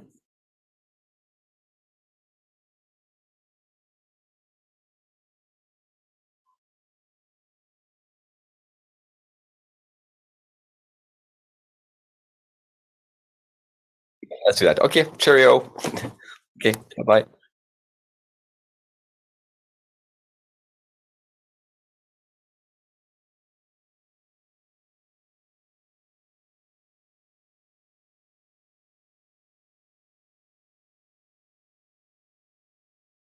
I just realized my mic has been muted over this side. My apologies. That was our engagement, our opportunity to engage with the Prism Art Project in Gothenburg. And I'm going to welcome Tim back onto our stage. And he's going to be, I think we will be able to continue and complete. Tim, you're still muted. You're about to do the same as what I did. Thank you so much, David. So I'll take myself off now, and it's been fantastic. I really enjoy that experience. I don't know about you. It's just that Yes, I opportunity did. to do a bit of art. I Not did. something we normally do. Yeah. Yeah. And Collins, why don't you come along too? Yep. Yes, David and Tim, it was glad connecting to hear stories about, you know, the Prism and how they are connecting that to bring forward key messages to the world. Tim, I think we should be also thinking through on what we can do. I know you're not an artist, but you can you can get the lyrics for me, and I can have, you know, David on the other stage. You try to, you can sing along from your, you know, the lyrics a bit. Yes, David can help us in, you know, in coming up with that. He's a good he makes nice drawings.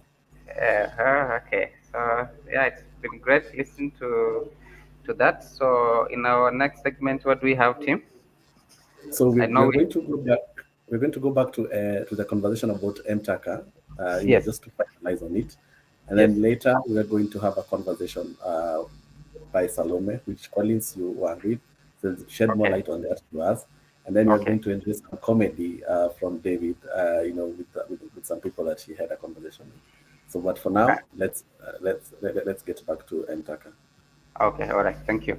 Application to make it running are also benefiting from it. So we have had people from Ghana interested to launch the application in Ghana, and as well as yesterday we had a call with someone from Tanzania who also was really looking towards seeing how we can implement this solution in rural areas of Tanzania, because they were also saying that a lot of plastics and a lot of waste is in those materials, and women from those communities are starting to see the value of it, and they like that channel to be streamlined. So our application is available in Kisumu, but can be replicated. And if you're available and if you want it, you can reach out to us. I will leave my contacts and our social media handles so that we can start the conversation on how our application can be replicated to other points of the continent, rather. Okay, thank you so much, Ms. Motoa. Maybe switch gears a little bit and maybe ask a question, you know, in terms of regulatory compliance and reporting. Can M-Taka as a technology assist businesses and municipalities in complying with waste management regulations? Yes, so that's an interesting one, because we are now thinking about launching something for that specific one, along with the lines of producer responsibility. Because I said at the heart of the EPR guidelines is data. We really need to know if producer X produces this amount of waste, how much of that is consumed, how much of that is taken to the dump site, and how much of that is lost, and where is it lost. So we need to know that.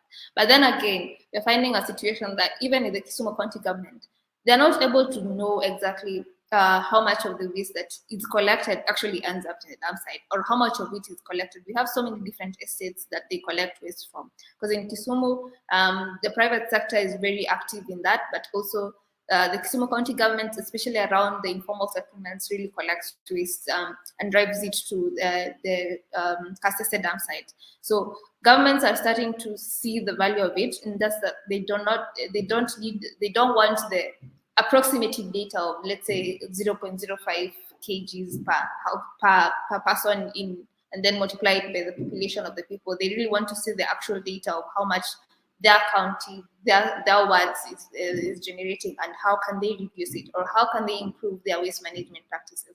Working closely with the Kisumu County government, just doing our pilot, we were able to see that just by that, they were able to fight for more budgetary allocations to drive towards waste management, in that the trucks to be fueled more often, them to be serviced more often. Just that they're able to go around the skips to collect waste and drive it for recycling. So we are seeing the potential of this, and the potential of us coming in strongly to help not only county governments but also businesses. As I said, sustainability is a growing concept and a growing topic, and we are seeing I think last month Safaricom launched their sustainability report, and big companies, big corporations are now really trying to see how can they also get into this? How are they able to reduce the amount of waste that they are generating, and how are they able to track where it's going? So companies are really coming in strongly to get waste audits, sustainability reports, but also trying to rethink themselves. How do we make our employees, our users, rethink their ways in terms of waste management and waste disposal? So M-Taka is really working towards that line of helping businesses and county governments in terms of managing and their waste and their data, and providing support towards that. And so hopefully next.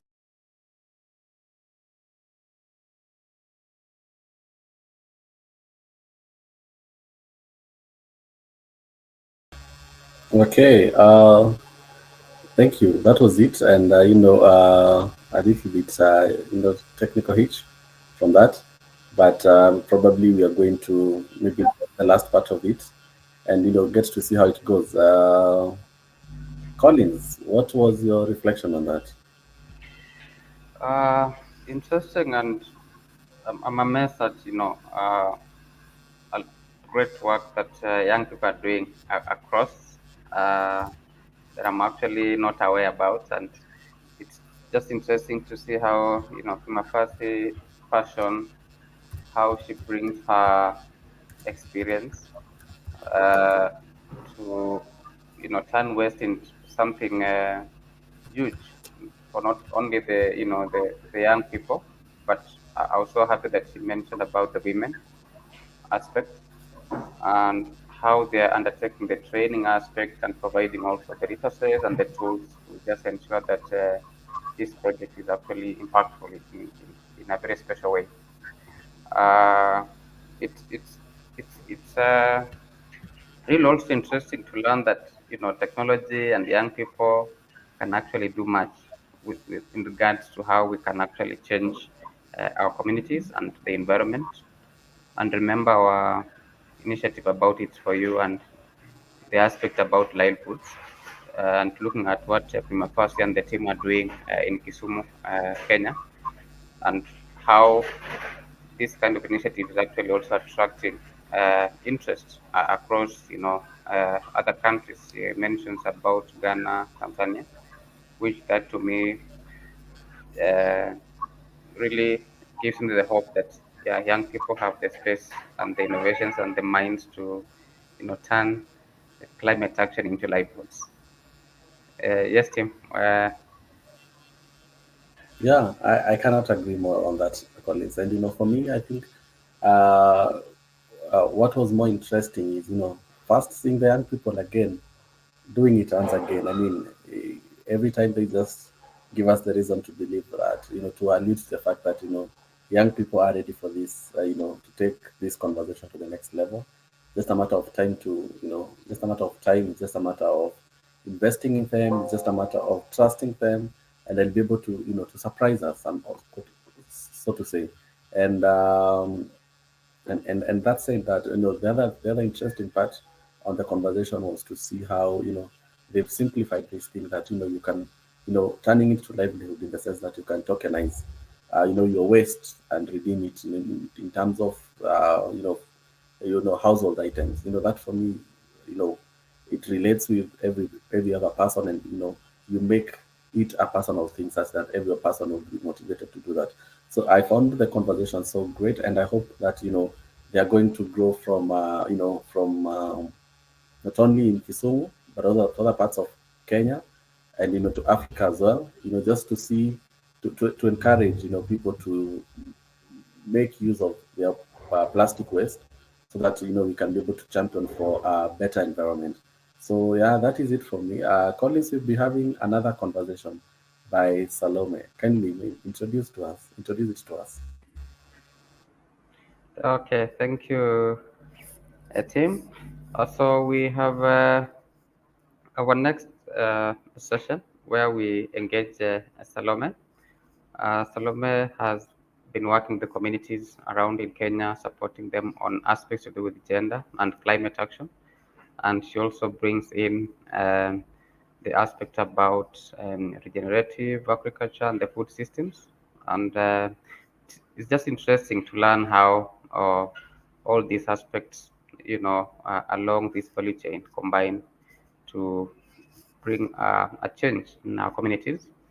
I know she's currently in Dubai attending COP28, but we'd love to hear from this recording and just get into the insights of what she's trying to do with her organization. So thank you, and over to you, Tim. Let's get to share the recording of it.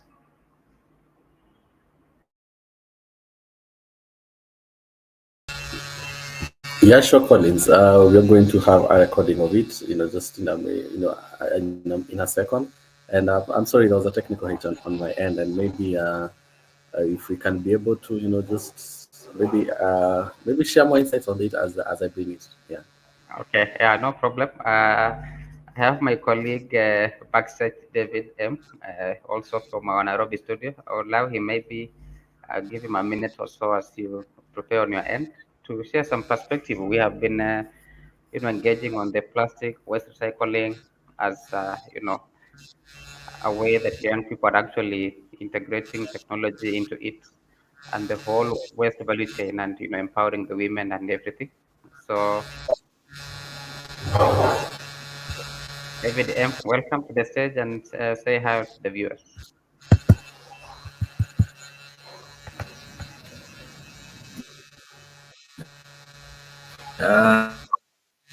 Hi, hello everyone, Nairobi, Kenya. Glad to join you guys, and with a very interesting topic. I mean, Collins is speaking about, how to keep our environment clean and to ensure that Mother Nature is happy. And it's interesting how young people are coming out with innovation, coming out with ideas, coming out with strategies, plans on how to ensure that our environment look clean, our environment look beautiful, and how actually they are turning the waste product, rather the harmful waste product, into some good product that can be used in other ways. For example, I saw some recycling the plastic and making bricks, and you know, and I also went to a restaurant where the table that I sat on, it was from a recycling materials, and that is very encouraging. And I just want to say that at least when you see such innovations, when you see such plans, and more especially young people embracing such from schools, and even from urban and rural areas, we really feel encouraged, and it means that we're moving to the right direction of making our ecosystem look friendly.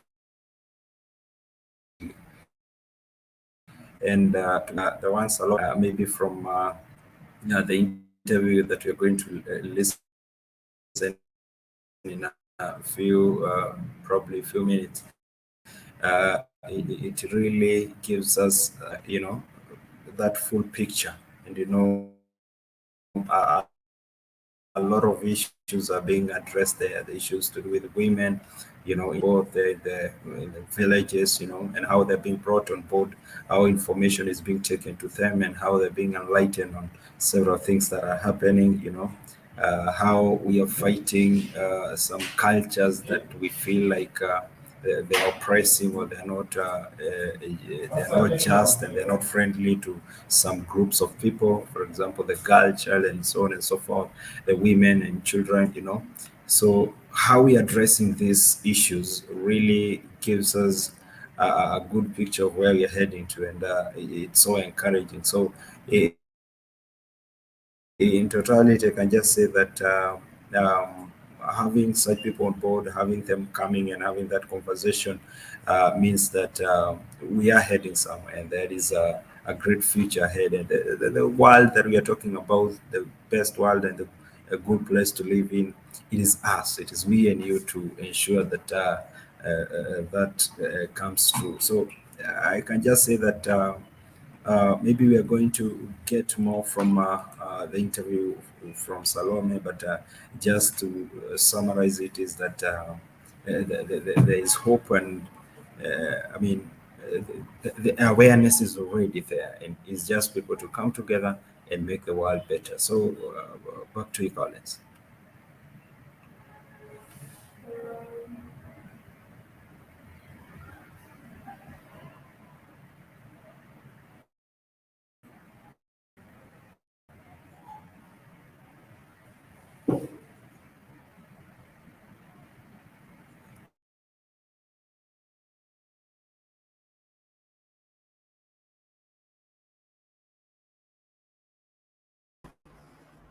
Thank you so much, Tim. Yeah, yes, indeed. I agree with you about the power of the young people, and how actually we can harness technology, the digital tools, to actually drive climate action. And the story about the M-Taka, what Prima Facie has just talked about, and if you look at her starting point, starting from simple ways of addressing waste, connecting with other young people and other groups, and actually inspiring to hear that they actually got the presidential innovation award for Kisumu County, and that should be an inspiration to young people all around there who are actually watching and maybe thinking through what is this little steps that they are making. It can actually bring a whole huge impact and difference. So I want to invite my brother Tim to get us into the next stage. Tim, are we ready to go?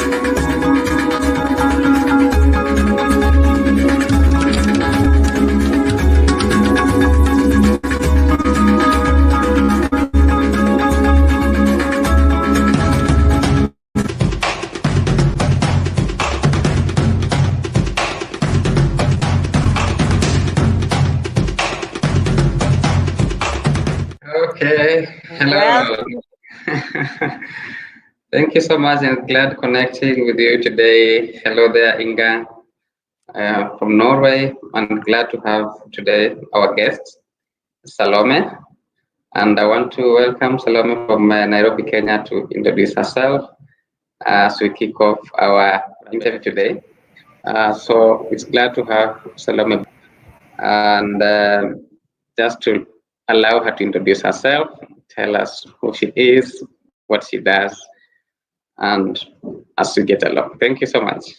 Welcome, Salome. Thank you, Collins. My name is Salome Wunda. I'm the Executive Director at Africa Center for Sustainable and Inclusive Development, where we work with marginalized communities on peace and conflict transformation, economic empowerment, and climate change. And beyond that, I'm climate, gender, social inclusion expert with a specific focus on food systems. And at a very personal level, I'm a Kenyan woman living in Nairobi, coming from one of the marginalized areas in the country. Thank you. Thank you so much, Salome, and I'd love probably to hear from Inga as well, where she is. Yeah, welcome, Inga. Thank you, Collins. I'm in Norway. I'm on the west coast up north, approximately 8 hours in a car in the winter time to Oslo. By the fjord, we have snow. It's 0 degrees outside, so it's a fridge. It's not as hot as in Dubai and in Kenya. So I'm the co-founder of the World Climate School, and that took shape during the COVID. But beyond that, I've been working on circular economy and sustainable fashion for the last 20 years. And I'm saying that I'm from fast fashion to fast learning. I like everyone to go back to school. Also Greta Thunberg, I like her to go back to school. Let's all start learning something new, and especially when it comes to sustainable lifestyle and living. And even the way we choose to eat is a habit that has an influence on the overall climate system.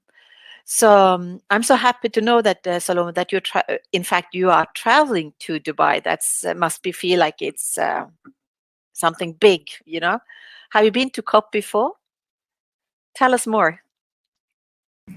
Thank you very much, Inga. It's exciting. It's exciting to get this opportunity to travel to Dubai and engage with the people who are like-minded, who believe in the possibility of the actions on climate changing this world and helping in protecting the planet and protecting the humanity at large. This is not my first. This is my second time going to COP. I attended the COP27 at Sharm el-Sheikh.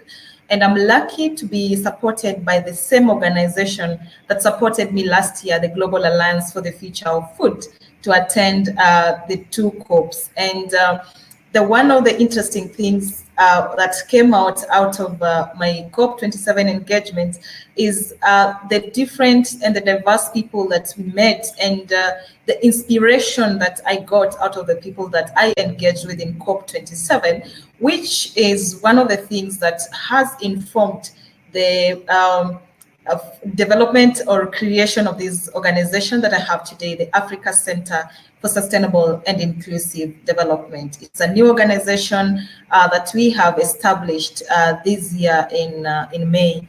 And the inspiration that I got, the people we engage with, the work they're doing, and the need to act now is what made me able to start this together with friends and people in the professional setting. So I'm really looking forward to what this COP28 is going to give me, and the people we are going to engage, and the outcome of the discussions, because that is very important.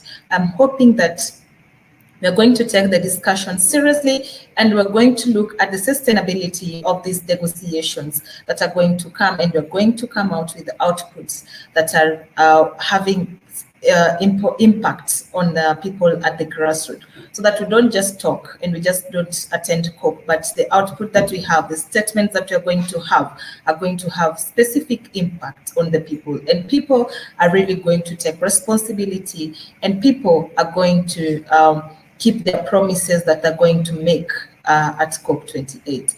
I'm having a specific interest on the loss and damage discussions, because that is something that is very real and happening to our communities. The marginalized communities that I'm dealing with are experiencing the loss and damage as a result of climate change. So that is something that I'm interested in following. I'm interested in following the food and agriculture discussion. They came up with the Sharm el-Sheikh joint work on agriculture last time, but we haven't had much out of it since COP27. The meeting at Bonn didn't give us much, and the discussions on food systems, which is the sustainable way of discussing food and agriculture, is still missing in this agriculture and food discussion. So I'm looking forward to inclusion of food systems approach in these decisions. And I'm also looking forward to the global goal on adaptation, what is going to give us, and if we are going to end up with the indicators that we want to really use for this food and agriculture discussion, adaptation discussions, and how effective or efficient are they to the marginalized communities? Are we going to only talk about the measurable indicators?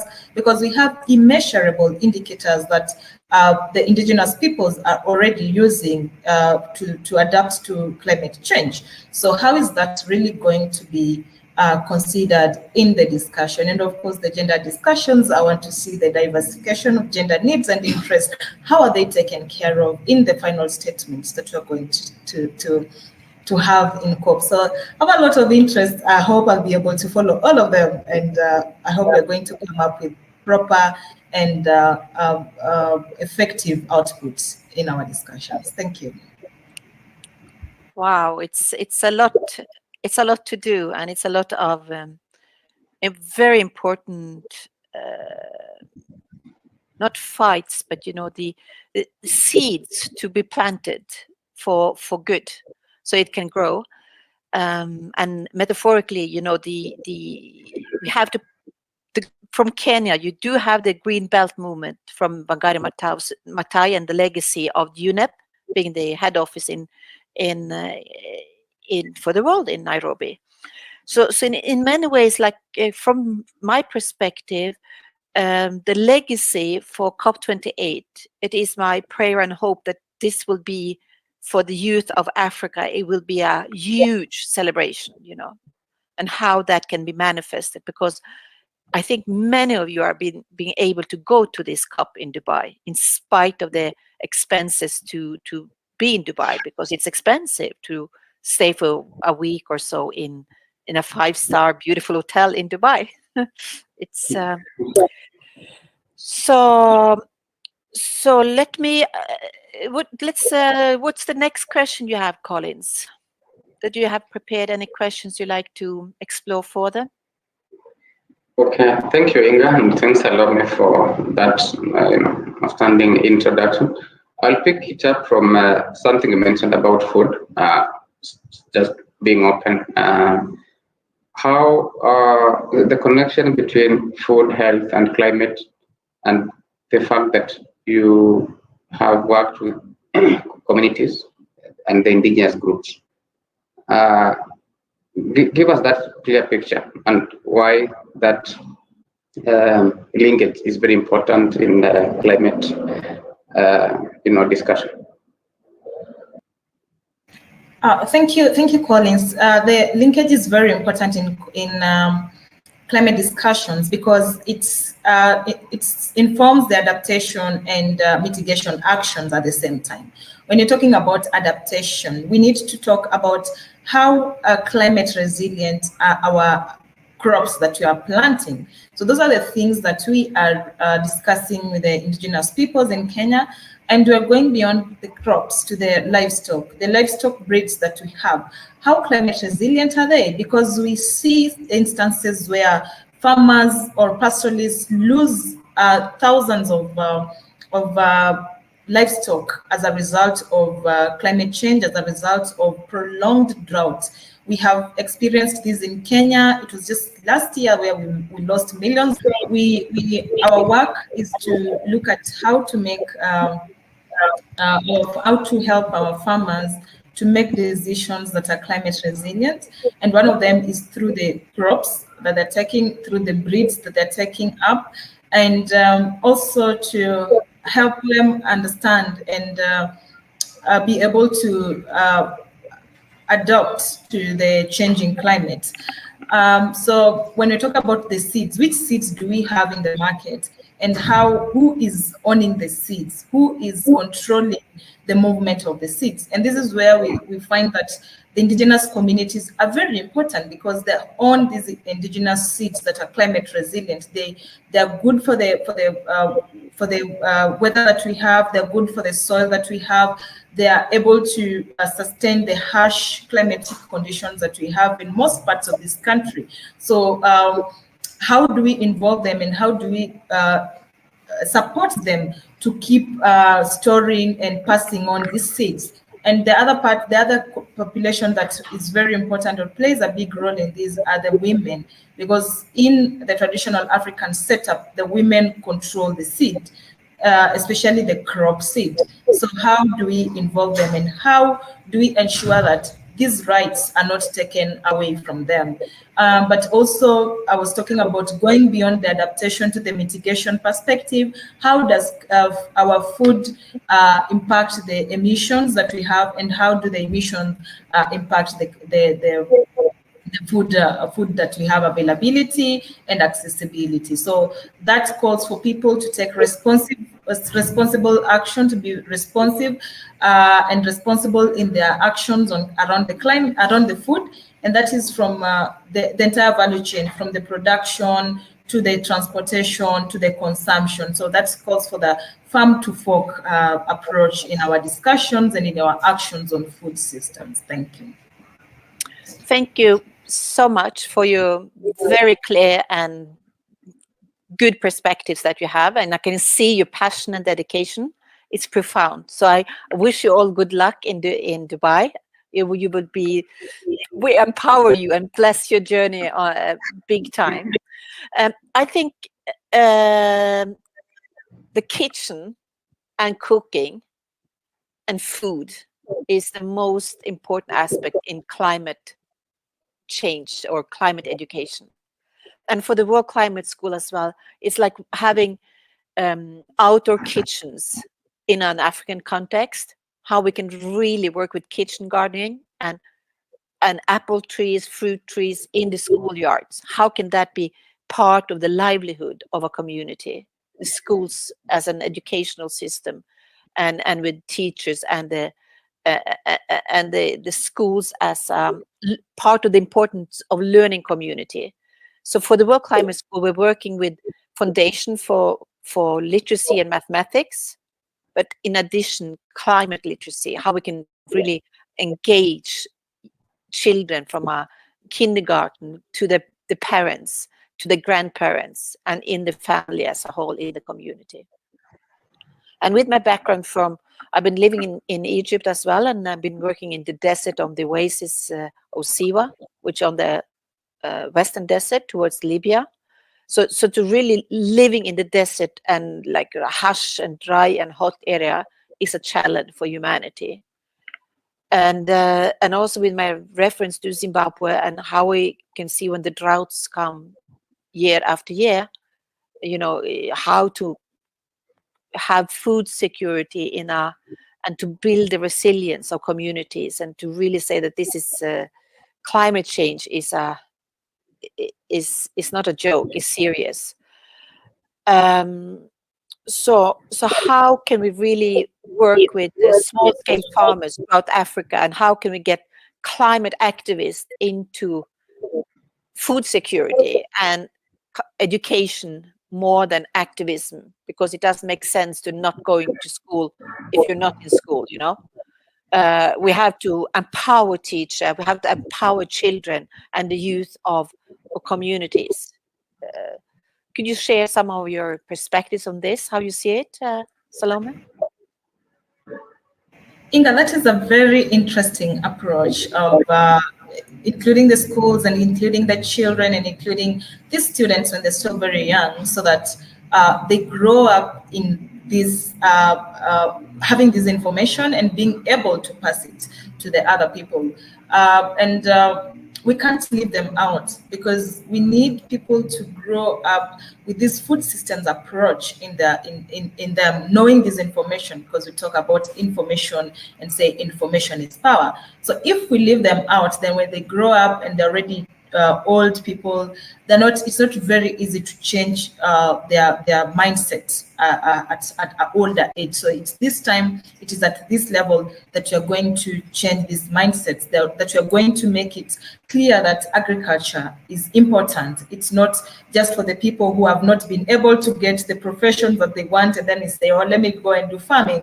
But it's something that we should consider as a very important sector, a very important profession for us. And it goes beyond just the production. So that is where we talk about having this, including the entire value chain in the discussion, because after producing this food, where do you take it? Sometimes you take it to the market. How do you access the market? What means are you using? And do you realize that sometimes if you use the fossil fuel throughout the production, use the fossil fuel throughout the transportation, what is the impact of that on our environment, on the GHGs, the greenhouse gas emissions? So those are the things that we have to talk about with the children from the young age. And as Africa Center for Sustainable and Inclusive Development, we have a project on sustainable and inclusive food systems agents, where we're looking at these people as agents of change and not just looking at them as the vulnerable people. So this one, we work with the women in rural areas, we work with the women in informal settlements, and we work with the youth. Those who are just out of campus, those who are still in campus, and students who are in high school who are sometimes left behind. So how do we work with the students in high school? We work with them through creating the awareness, but also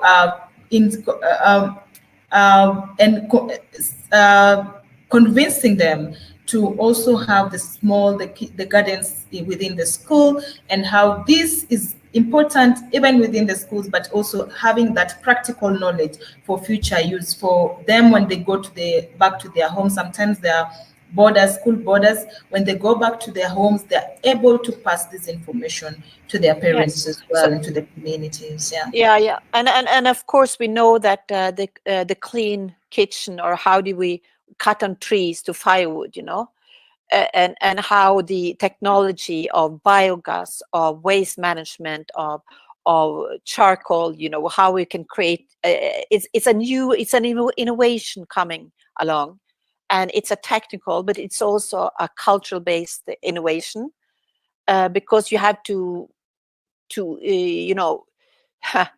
in many ways get rid of the colonial hangover. Why do Zimbabwe import British tea or Indian tea when they in fact they have enough spices or greeneries to make their own teas? We shouldn't be imported. It's crazy. It's the colonial hangover. We have to get rid of some of the habits that is imported, and then then again to have the beautiful and sexy recipes from Italy, and the slow food movement, that it gets cool to really go from farm to fork, and that youngster in Africa community would say, I like to be a chef, having outdoor braai, or having an outdoor picnic with a really beautiful food innovation and cooking innovation. And I think that as you said, rightly said, the women has the power in the kitchen, and that's where the livelihood, the food security, the heart of the family is around the food. So that's also where the good conversations and fire chat conversation can happen on a deeper level to sustain and create a livelihood that is beautiful and thriving. So many beautiful connections, and of course you also mentioning seeds. Wangari Maathai from India, the power of the seed. You know, who is in control of the seed bank of the village and the families around the ecosystem to survive and thrive. So my dream is really to see that the World Climate School, as a newborn organization, like only a kid, like 2 years old, can really come together and work across borders globally. And I also have this idea that the World Climate School belongs to humanity. It's like a tree can be a teacher, a mountain can teach you something. It's the river can teach us something, and even snowfall can be our teacher. So as nature is a teacher, the World Climate School has to welcome a different kind of ownership and organizational structure, and that's what part of working with Collins and everyone around the university and college network throughout Eastern Africa, but also in Southern Africa. And I really hope that we can connect it to the Northern Africa with my reference to Egypt.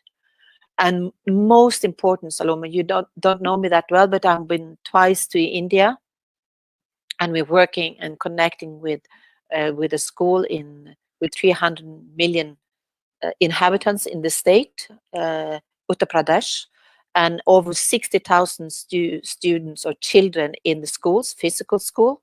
And out of that school, we're working on a foundation for literacy and numeracy.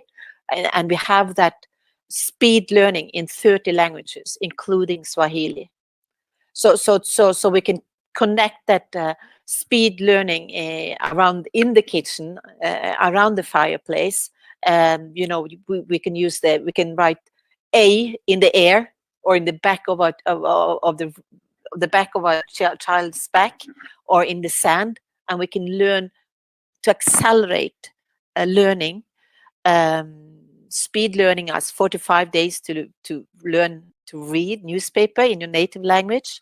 But with climate education, I think we can do in 6 days, we can change things fast as well if we really like to have speed learning for climate education. And the secret is in the kitchen and from farm to fork. So that is very interesting, Inga. And saying the secret is in the kitchen and talking about having these conversations in the kitchen. I think those are some of the things that sometimes we forget, but those are spaces that we really need to take up, and especially if you want to have these women to be involved and fully involved and be in these decisions, we have to go to where they are. And we know that most of the time, especially in the African setup, the women will be the ones who are in charge of the kitchen. So if we have these discussions in the kitchen, we'll be able to reach them in a better and more efficient way. But again, something that you've talked about on the clean energy, clean cooking energy, we need to take it up, but we need to be to talk about the financing of this clean energy, cooking energy. We talk about it. How are we going to implement it? So those are some of the things that we call for as an organization, that we have to have the inclusive, accessible food systems approach financing, whereby even the clean cooking energy, we talk about it, but how is it financed and how is it going to be accessible to these people? Very interesting to hear. We also need to get the men into the kitchen, into that discussion about, you know, the seed and the safe spaces where, you know, this kind of, you know, stories that, you know, speak to the heart of the families and the communities emerge from. And I believe, Salome, I think we need to pick up this discussion probably after COP and see how we can connect. Yes, I wish you all the best luck and success, and keep the spirit high and smile and be convincing in your strategy to get your objectives. Thank you, Inga, and keep doing the good work. It's very interesting what you're doing with the World Climate School, the work in India and Zimbabwe. It's interesting. That is how we create the change we need, and I would want to learn more from you and what we can pick as an organization and implement in this side of the world. Absolutely. We will be meeting soon. Okay, let's get a closing remark from you, Colin. So the two. Okay. No, let's do this, Salome. Let's do this. If you close your eyes and say that this is my ultimate goal for COP, what's your dream scenario? And I record that and I put me and Collins away. Thank you. My ultimate goal in being in Dubai is to have the food systems approach taken seriously and integrated in the outcome of COP28, and also to have inclusive, accessible finances, which are taking into consideration food systems approach and conflict sensitivity, because those are things that are very personal and happen to the marginalized communities that we work with. We're hoping that those are things that are going to be considered, and more involvement of smallholder farmers or the marginalized communities in climate action is going to be taken up, including the women, the PWDs, the people living with disability, and the youth. Thank you.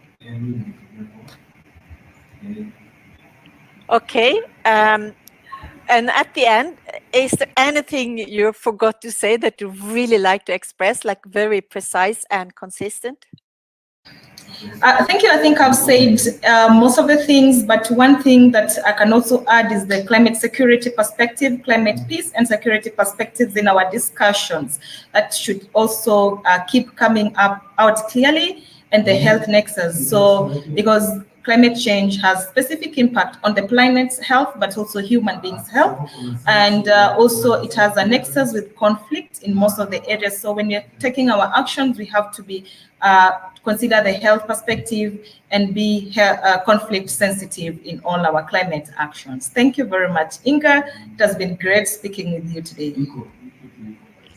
Thank you so much. I really think that the last sentence you said about the peace, culture, and climate change, and how we can really cultivate the new culture of peace. And I think that is also starting in the kitchen. So all the best, and have a safe travels, and thrive, and bless you. Thank you. Nice. Thank you. Great. That has been, Salome, with a nice conversation they are taking on. And we really, I enjoyed that part, insisting that people ought to be, the indigenous people first ought to be given priority, The other people who, knows where the shoe itches most. So, and it was really a great conversation. And Collins, you're part of the panelists, panel in the part of the panel discussion. How was it like having the conversation with Salome?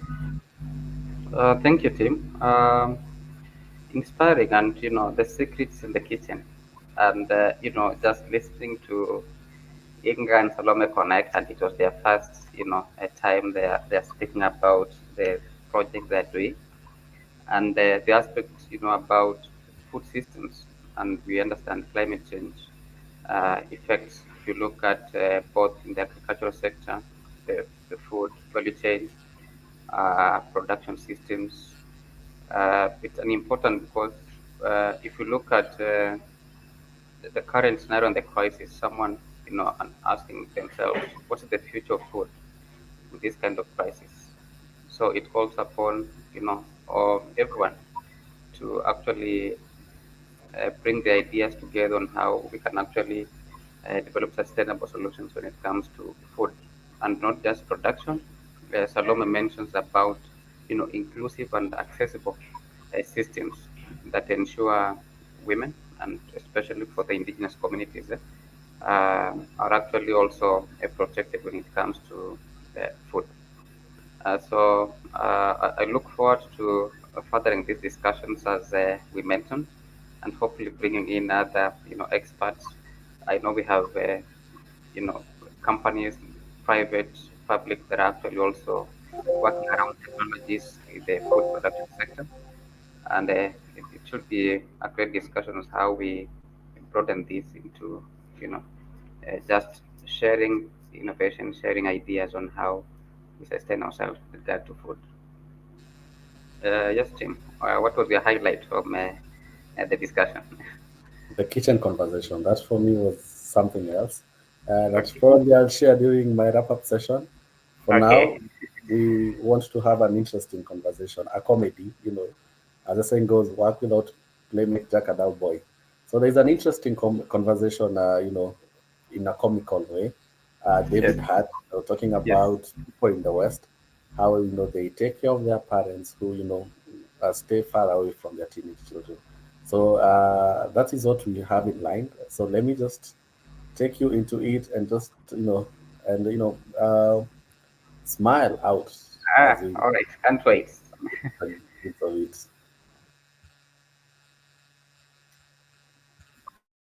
And the challenges that women face, more women more than men, or men pick up the financial side while women pick up the emotional and physical side. And up until recently, you could say that a woman between 40 and 50 had a high probability that she would be caring for elderly parents while having teenage children. But if you change that and you say when she was 49 when she had her children, so she is not in that situation because her parents have both died in the last few years. So she is only looking after her children. But when her children hit 18, as you just said, they'll be 68. Will they be able to finance them at university? And when they're 78, will their 28-year-old children really be prepared to look after them to the extent that I looked after my parents? Or will they be living the life and too busy? They're not going to, right? I mean, you think about how it works out.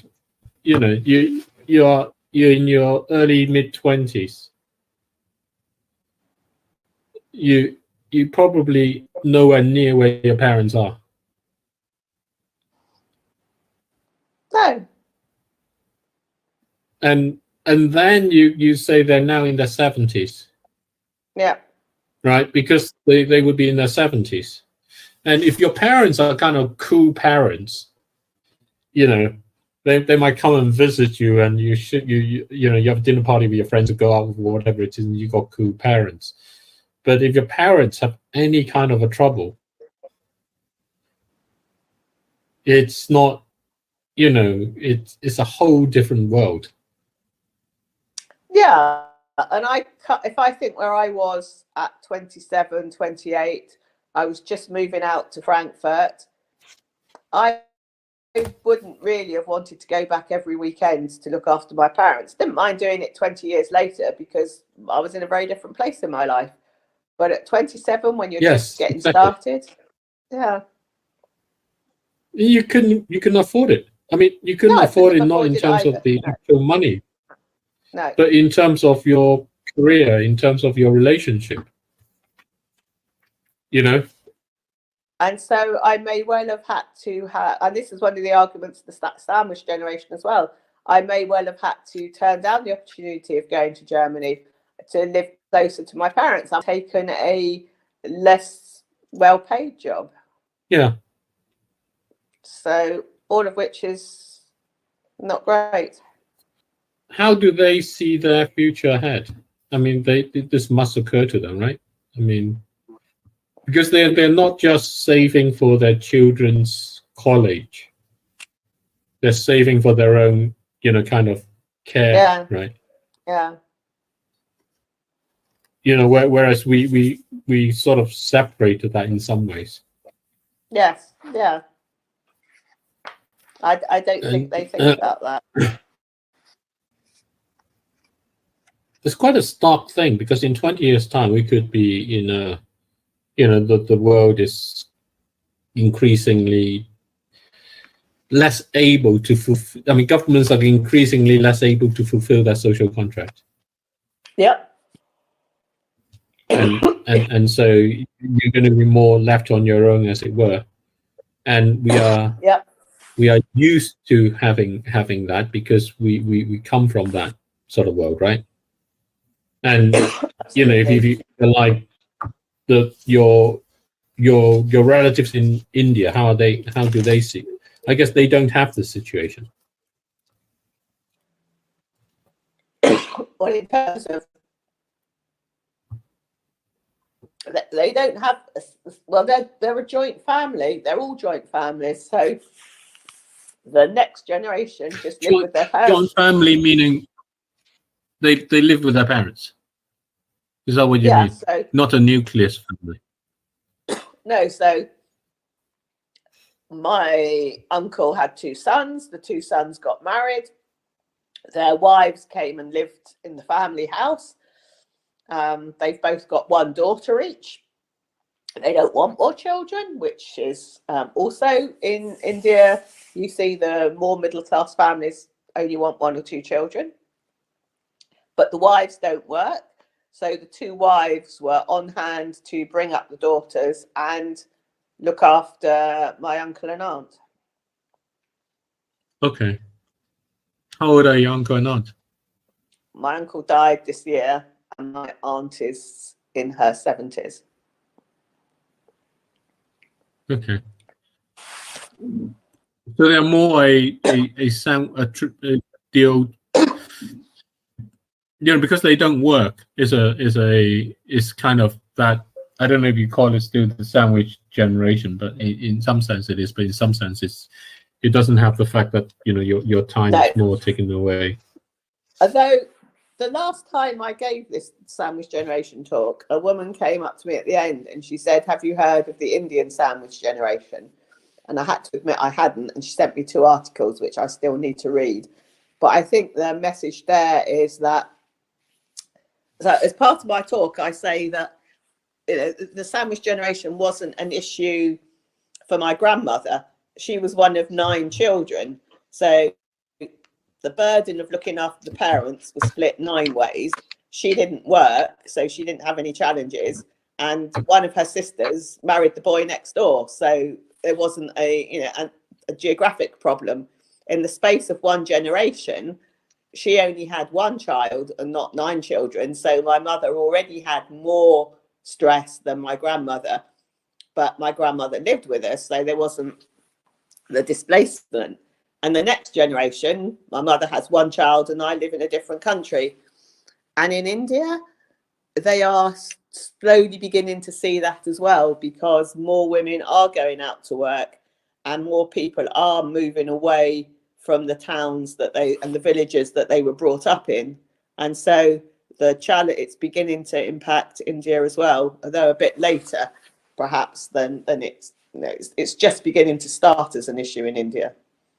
And in fact, to some extent, it's more of an issue because at least in the West, we have still a little bit of social security and backups. But in India, you're still very much on your own. What do you talk about in your talk on sandwich generation? It's a mix of my personal experience, why I think it's important to talk about it, and it's important to talk about it because it's important to realise that it exists and sandwiches need support. And there's some metrics which I need to add because the last time I was recommended that I talk a bit more about numbers. So I think Merrill Lynch did a study which showed that 67% of all women between 40 and 50 or 45 and 55 have been at some time sandwiches. And why do you think it needs to be talked about? Or what makes you think it needs to be talked about? So I could take 5 days off each year, sick leave, paid sick leave, not because I was sick, but because my daughter was sick.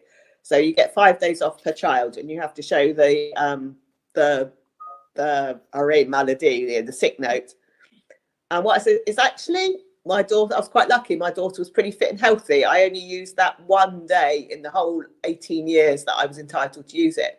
What I could really have done with was 5 days off per year for sick parents. Yeah. Because that would reduce the amount of time I spent taking it out of my holiday. And one of the issues of being a sandwich is that you get very isolated. You never have time for yourself. You can suffer from depression. And then all the sicknesses which go with isolation and depression. So heart problems, raised blood pressure, this sort of stuff. And so if you at the same time have less opportunity to take holidays because you're spending all your holidays on hospital appointments, you don't ever have time to recharge your batteries. And if companies need to recognize that this exists and that people can take time off to look after their parents, not just their children. And in France now, they have actually passed a law which says that you can take up to you can request 3 months a year unpaid leave over a maximum, I think, of 4 or 5 years in order to look after a sick member of the family. So it doesn't have to be your parents, it could be your partner, for example. And I think that's really important. Right. But again, that's one of the social costs that is going to be hard to see how we're going to maintain in some sense without some kind of fairly fundamental change in the way that, you know, we view how our work and our businesses and those sort of activities are supposed to provide, right?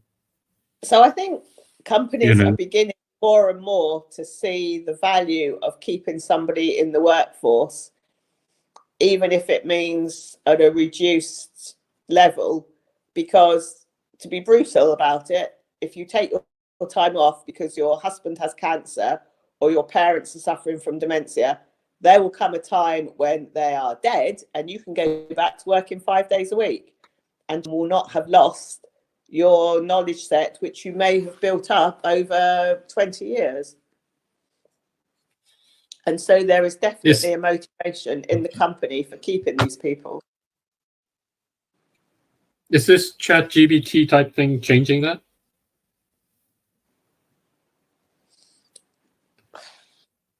Is artificial intelligence changing that? Yes, we do use artificial intelligence more and more. Does that replace people's experience? Not 100%, no, not yet.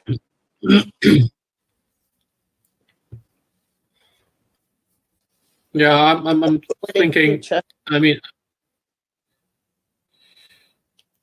you know, we have a number of conversations along, and it's really, this is actually really interesting, because a lot of these conversations we've had is all about, you know, young people and the way the future is, right?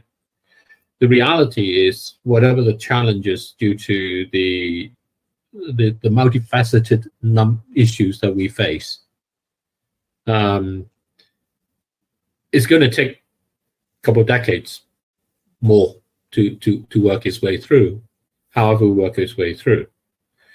And the problems that you point out, the issues that, you know, of the sandwich generation, are only going to be exacerbated, I think, in many ways.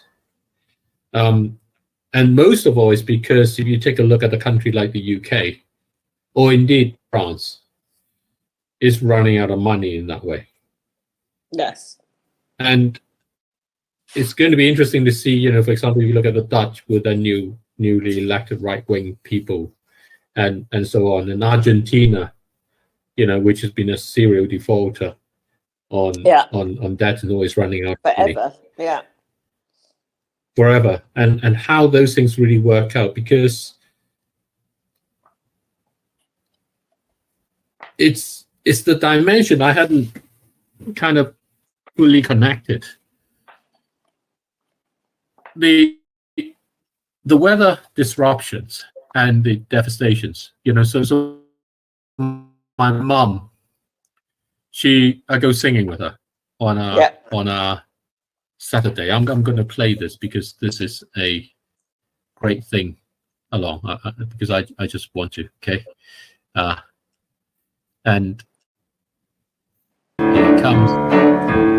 You kids leaving scooters on the pavement. And buy bicycles as well, I agree. Bicycles as well, I agree. Really, you don't care about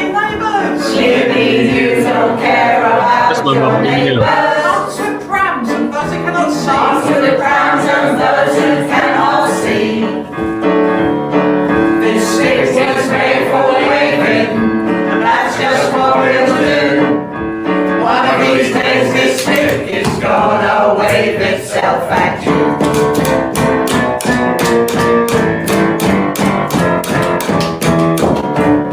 That's me. People who ride bikes upon the pavements. People who ride bikes upon the pavement Are selfish and they're getting in the way. are selfish and they're getting in the way. While we're at it, councils are not blameless. While we're at it, councils are not blameless. I wish that they'd act on what we say. I wish that they would act on what we say. The stick is made for waving, that's just what we'll do. One of these days this stick is gonna wave itself at you.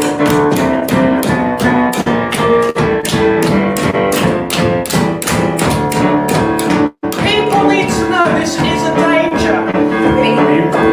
People need to know this is a danger. To the elderly, the blind and the infirm. The elderly, the blind and the infirm. What we need is action from our governments. What we need is action from our governments. Media campaigns so people learn. Media campaigns so people learn.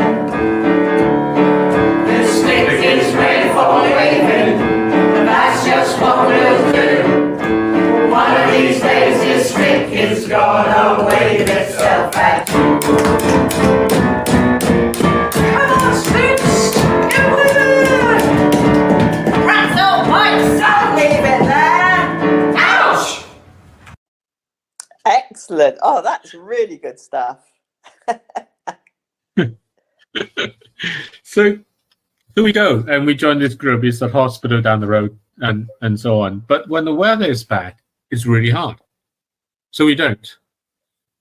And you know, it's my mum's chance to get out once a week, Yeah, yeah, and that disappears, and then everything cascades along, right? Because you're no longer having that contact, and your activity is a little bit less, and Yes, all yeah. of those things. So as little things like even just a moderate disruption from the weather, it doesn't have to be severe, whatever it is. If you Yeah. are, you know, as my mum is, you know, in that state, it becomes harder. It makes the sandwich generation harder. Because when you go out and able to go out there with someone else, and I'm singing with everyone else, is a much easier thing to do yes, yeah, than if you're alone there and you like trying to do whatever it is yeah, in that way. And and that increases the cost of the burden as a result. absolutely. Both personally for you know, people in the sandwich generation, and for the state, Yes, especially in kind of like European type states, which pays out a lot for it. You know, maybe in America, I don't really know what the social support system there is, but across Europe, across Western Europe, you know, these things are going to just raise the price. Yeah. In that way, right? Yeah. And how generous can you be in practice? You know, to say, oh, we will allow you to have those 3 months away over 4 years or whatever. I don't know the answer, but I think that the sense of thinking, I need to work. As you, I mean, you know, you went through that. You know, your boss is kind of like, you know, have I still got a job? I got to be running off doing all these things, right?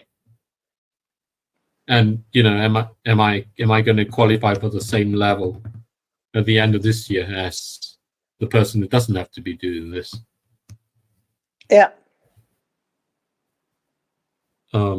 So I mean, I think those sort of things are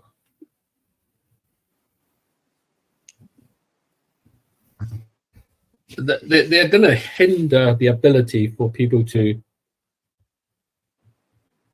Or I don't know. I mean, how when you give your talk, what do people say? What are their thoughts? So I've only given it 3 times, and most people say that they identify very much with it.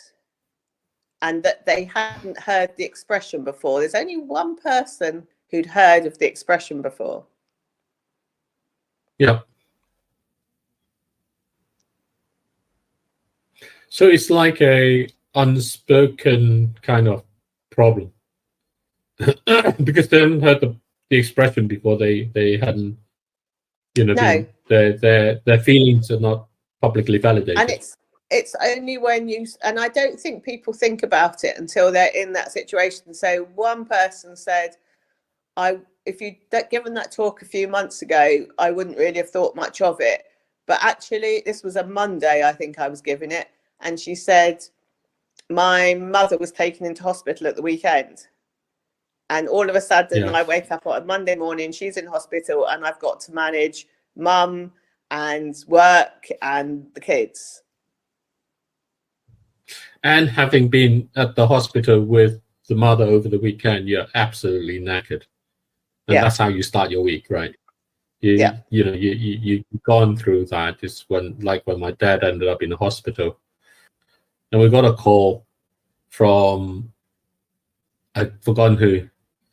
My dad had was having chemo treatment, and he totally refused to rest, and he got and stay in, so he got some infection. Yeah. End up collapsing. We end up going along back to where he was, taking him to the hospital. And you know, I'm lucky. I got great kids who are very helpful and knowledgeable along in those things, but you're completely knackered. Just sort of like that physical and emotional drain. Yes. Yeah. And you're sitting there until really late waiting for a discharge to go back home. A lot of those times, you know, that's what it kind of boils down to, right? Yeah.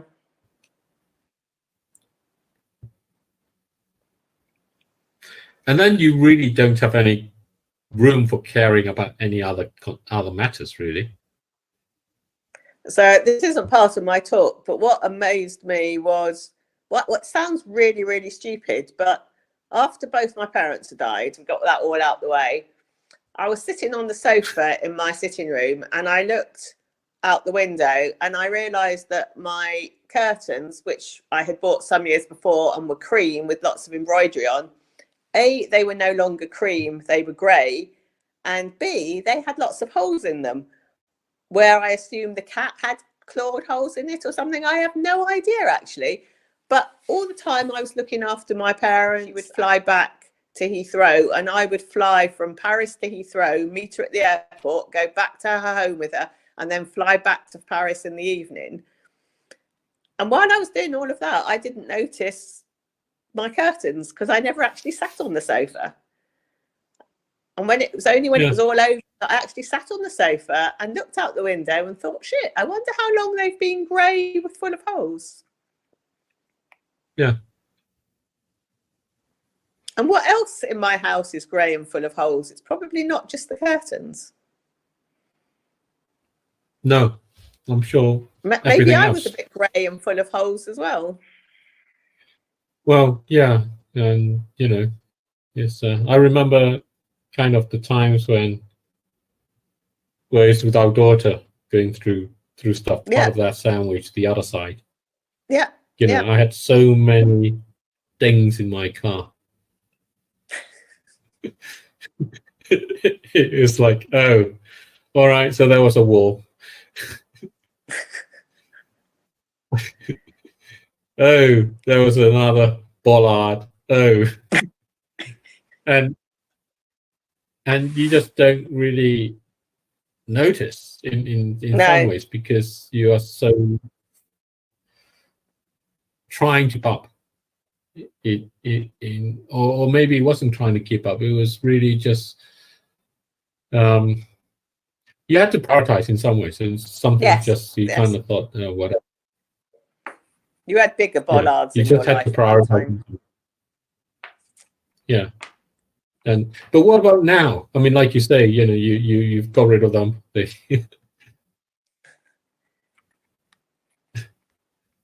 how long does it take for you to go through it to be able to say, actually, I'm going to pay attention again?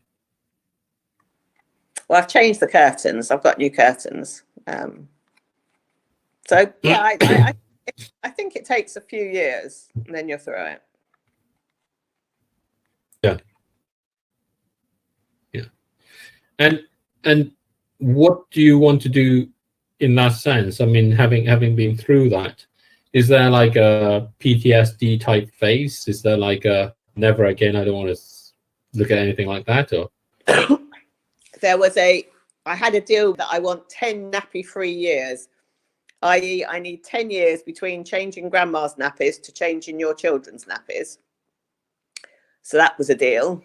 I'm not sure that she's kept to it, or she will keep to it, but and possibly I'm prepared now. Well, it is coming up to 10 years actually. She's only got another 2 years to go, yeah, and then she can. Yeah, that's fair enough. A couple more years or something, right? And I suppose I also want to make sure that when she becomes the middle of the sandwich, that she has the best possible setup to do that. So that financially, I've taken care of everything, so she doesn't have to worry about the financial side of things, that I've got rid of all the junk in my house, and that I have supported her as much as possible during the time that I can. Do you think she would take care of you? Yes, I do. Then do you think you taking care of your mum or anything? So do you think that had anything to do with it? Yes and no. My mum took care of my grandma. I took care of my mum partly because she took care of my grandma, but also because I loved her all the world.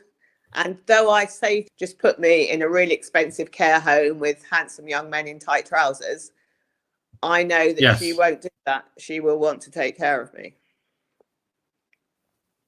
I don't flatter myself that she will do what I did for my mother, but I don't particularly want her to in terms of the physical care. If she can pay for someone else to do it, then that's fine with me. Yeah. And she will have more control over it and how it works out than I did, because like you, I had my father to deal with. Yeah. So I do everything the way I wanted to do it. Yeah. Yeah. Yeah. No, and how, I mean, I think this is really interesting thing about the sandwich generation and the challenges we face ahead.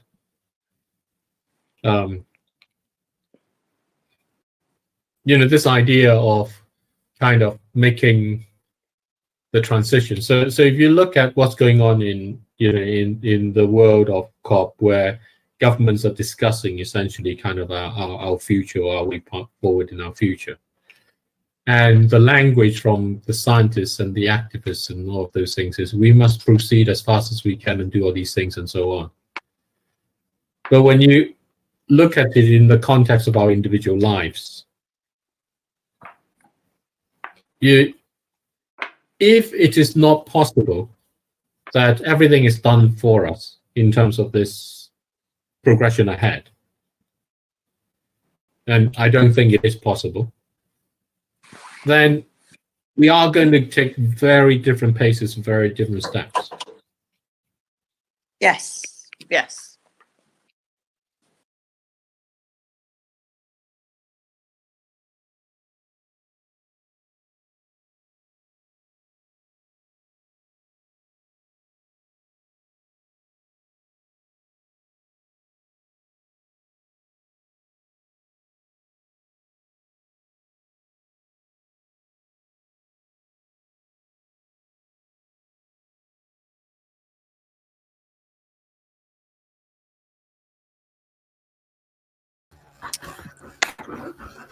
Okay, that has been it. And a very, I would say, emotional and touchy conversation there, Inga. The Yes. sandwich generation. at first I didn't know what it meant, but going to the conversation, it just brings out, that emotional part, balancing between taking care of your children and also taking care of your aging parents. And I must say it was something else. I don't know. Inga, what's your sentiment? You're on that other end, and as far as age, me and colleagues is concerned, what words do you have to share in regards to the sandwich generation?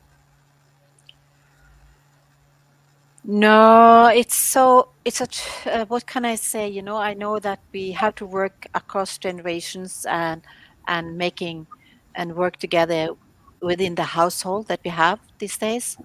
Yeah. And it's changing times. It's a new reality for everyone, more or less, many places on the planet. Some is good and some is not so good. But what is your take, Collins, on this conversation? Thanks, Inga, and glad having you as we wind up our session. Yes, David and Tara share some, amazing experiences, and from what I gather from Tara's story,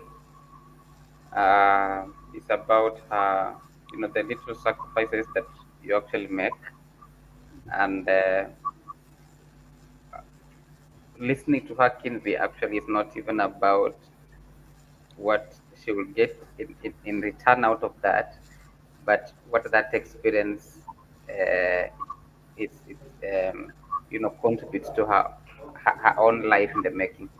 When I listen about her travel schedules from one, consent probably to another, then the aspect where she, talks about she is confident about, the financial aspect for, her daughter. So and if we connect that to the story when David was asking about the climate, it's a story about making the sacrifices for the future generations, and just being aware that if we don't act, then there is no one else who can actually step into our foot if we have that opportunity to do so. So that's what I gather. Interesting, Yeah. Really interesting. Yeah. And Inga, Collins had a request today. He wanted us to end this, with some music by Larry Dwayne. And he asked that today we can dance as the song goes. So I want to honor his request and bring in Larry Dwayne, to sing to us the song "Nature." So feel free to show your moves, Inga. Oh, thank you. Yeah, okay. So which one?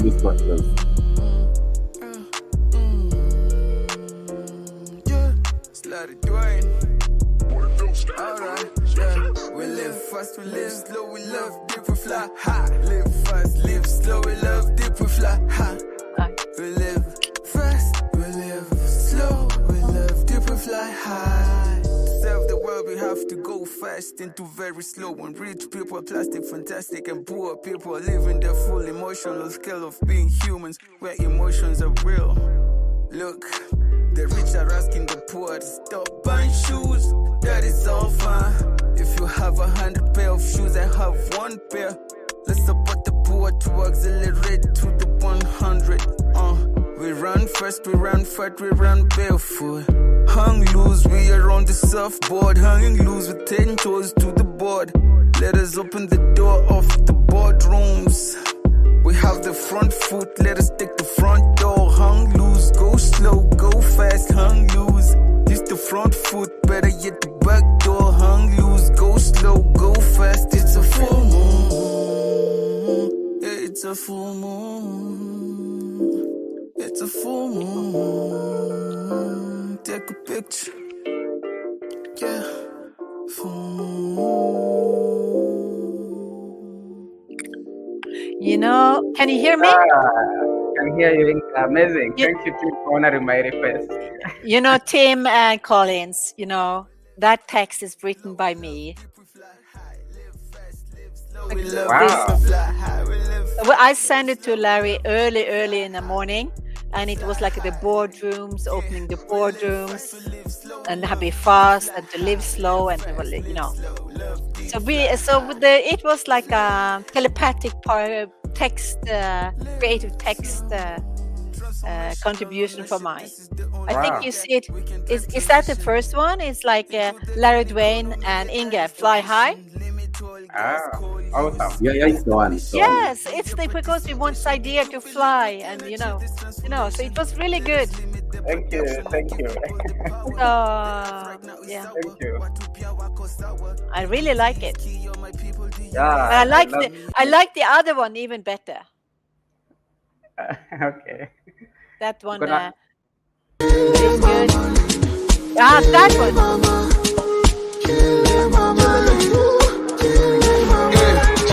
Dignity is the key to unlock your consciousness towards the environment. Yeah, nature is alive and nature has feelings. Don't you hurt its feelings. You are human and just don't think the reason why nature ain't healing.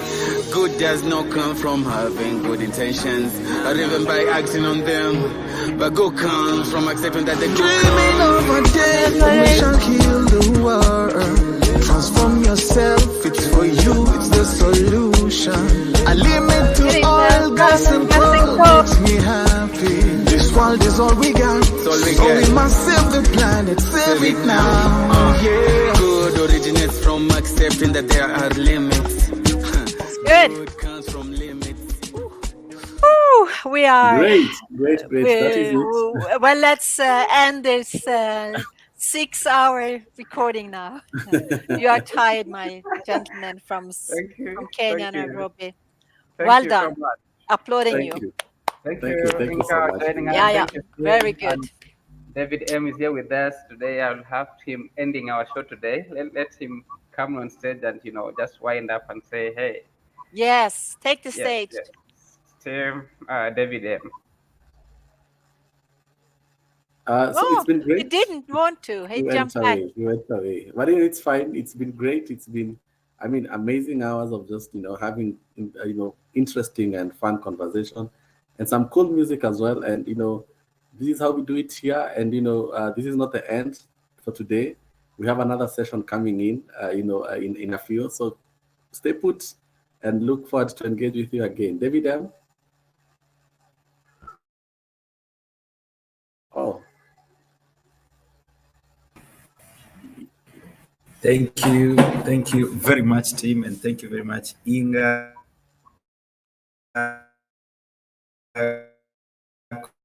Collins from here, Kenya. Absolutely, it has been awesome to conclude it with some music. We feel rejuvenated, we feel restarted, and ready for something else that